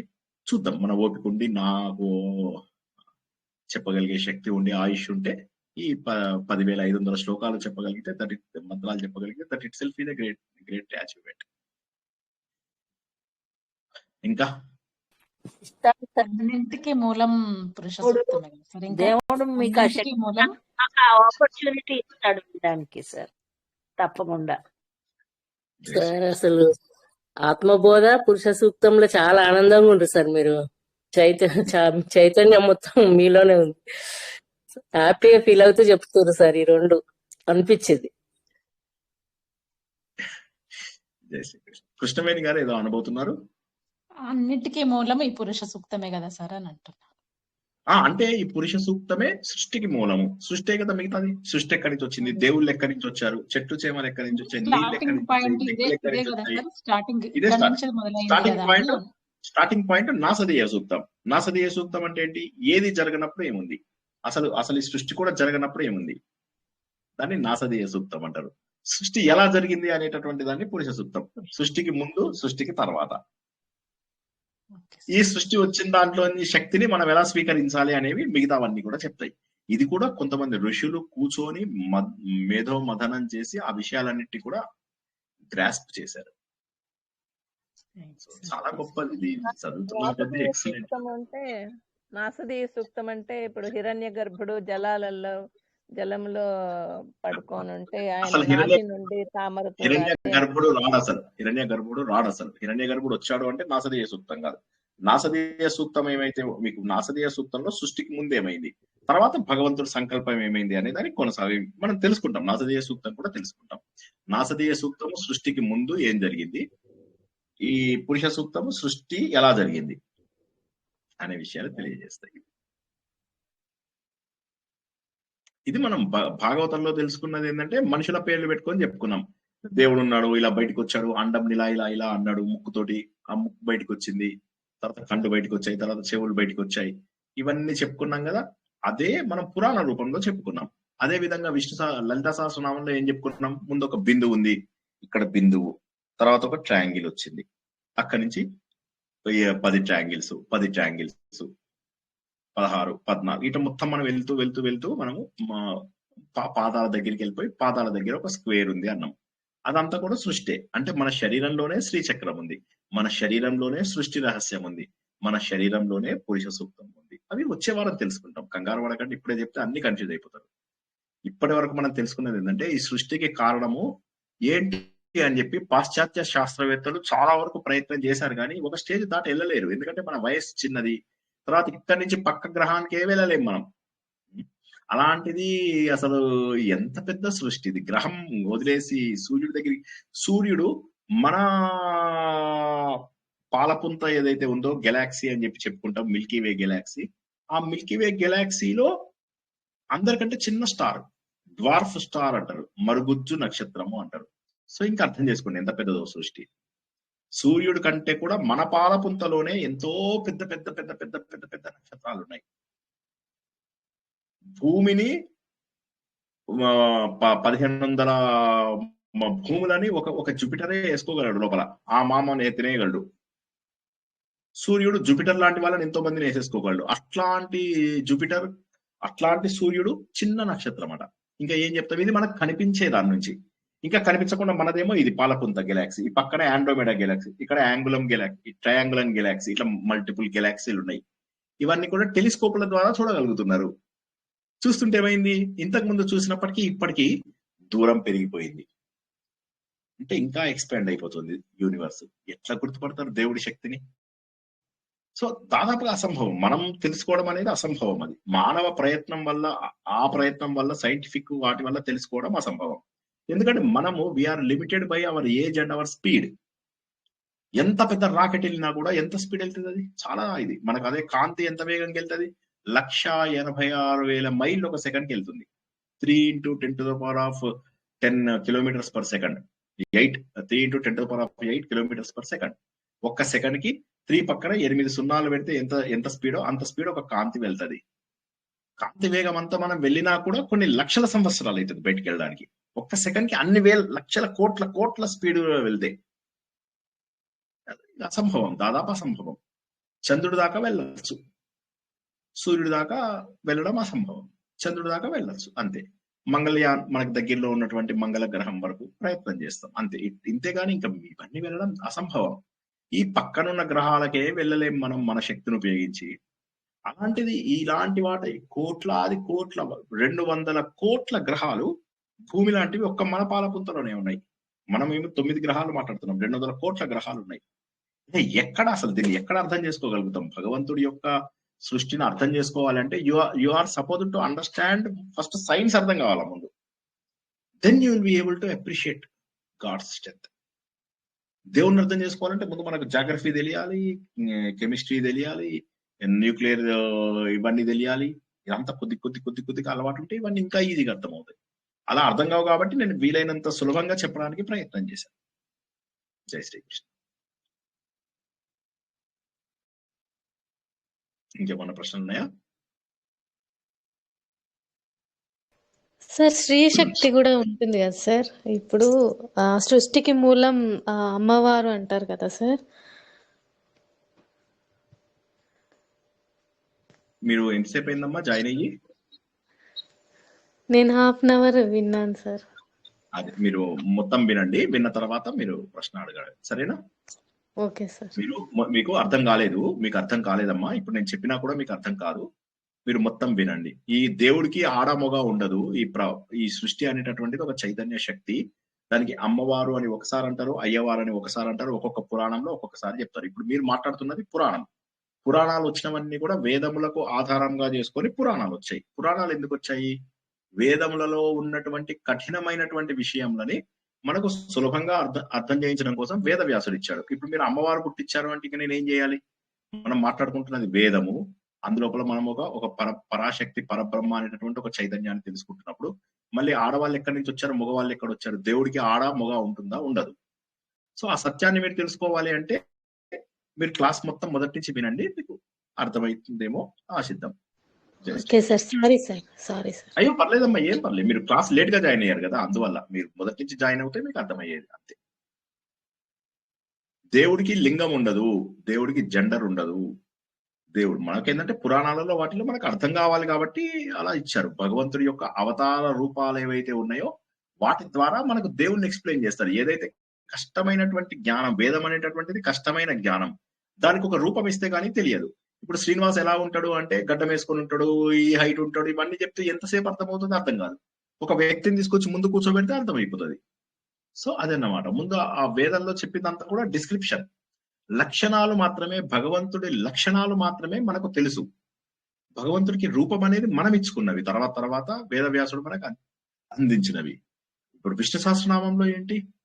దేవుడి యొక్క వివిధ లక్షణాలు తెలుసుకుంటాం మనం. లలిత సహస్రనామంలో ఏం తెలుసుకుంటాం? దేవుడి యొక్క వివిధ లక్షణాలు తెలుసుకుంటాం. శివ సహస్రనామంలో ఏం తెలుసుకుంటాం? దేవుడి యొక్క వివిధ లక్షణాలు. లక్షణాలు అంటే క్యారెక్టరిస్టిక్స్.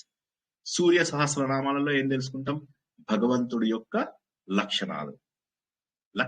ఆ క్యారెక్టరిస్టిక్స్ ద్వారా we will try to understand the God as much as possible. మొత్తం అర్థం చేసుకోవడం కష్టం. దేవుణ్ణి అర్థం చేసుకోలేకనే కదా వీళ్ళందరూ భాగవతం మొత్తం అయిపోయినాక శృతి గీతలు దగ్గరికి వెళ్ళి, శృతుల దగ్గరికి వెళ్ళి అడుగుతారు దేవుడు ఎలా ఉంటాడు. నువ్వు ఒక్కవే చెప్పగలవు, మాకెవ్వరికి తెలియదు. ఎవరు? మన నారాయణ మహర్షి వెళ్తాడు. వెళ్తే అప్పుడు వాళ్ళు చెప్తారు అన్నమాట, లేదు మేము కూడా తెలియదు, మాకు కూడా తెలియదు అందరని. చివరికి వేదాలు మాత్రం చెప్తాయి దేవుడు ఎలా ఉన్నాడో మేము చెప్తాము అని చెప్పి దేవుడి యొక్క లక్షణాలను మాత్రమే చెప్తాయి. ఇన్ని పురాణాలు చదివినా కథలు కొద్ది భాగమే ఉంటాయి, తత్వం ఎక్కువ ఉంటుంది. తత్వం అంటే ఫిలాసఫికల్ ఆస్పెక్ట్. ఇందులోపల లక్షణాలు మాత్రమే ఉంటాయి. దేవుడికి లక్షణాలే ఉన్నాయి. అది పురాణంలో చెప్పని, వేదంలో చెప్పని, ఇంకా దాంట్లో ఎందులో చెప్పినా లక్షణాలు ఉంటాయి దేవుడికి నామరూపాలు అనేవి మనం ఇచ్చుకుని మనకు అర్థం చేసుకోవడానికి ప్రయత్నం చేస్తున్నది. కానీ దేవుడికి ఉండేవి లక్షణాలు మాత్రమే. ఆ మాట మీకు అర్థం కావాలంటే ముందు కొన్ని క్లాసులు అటెండ్ అయ్యి ఉంటే బాగుండేదేమో. లేకపోతే వాళ్ళ క్లాస్ మొదటి నుంచి వినండి, తప్పక అర్థమవుతుంది. జై శ్రీకృష్ణ. Okay sir. జై శ్రీకృష్ణ. అలాగేనమ్మా. ఇంకా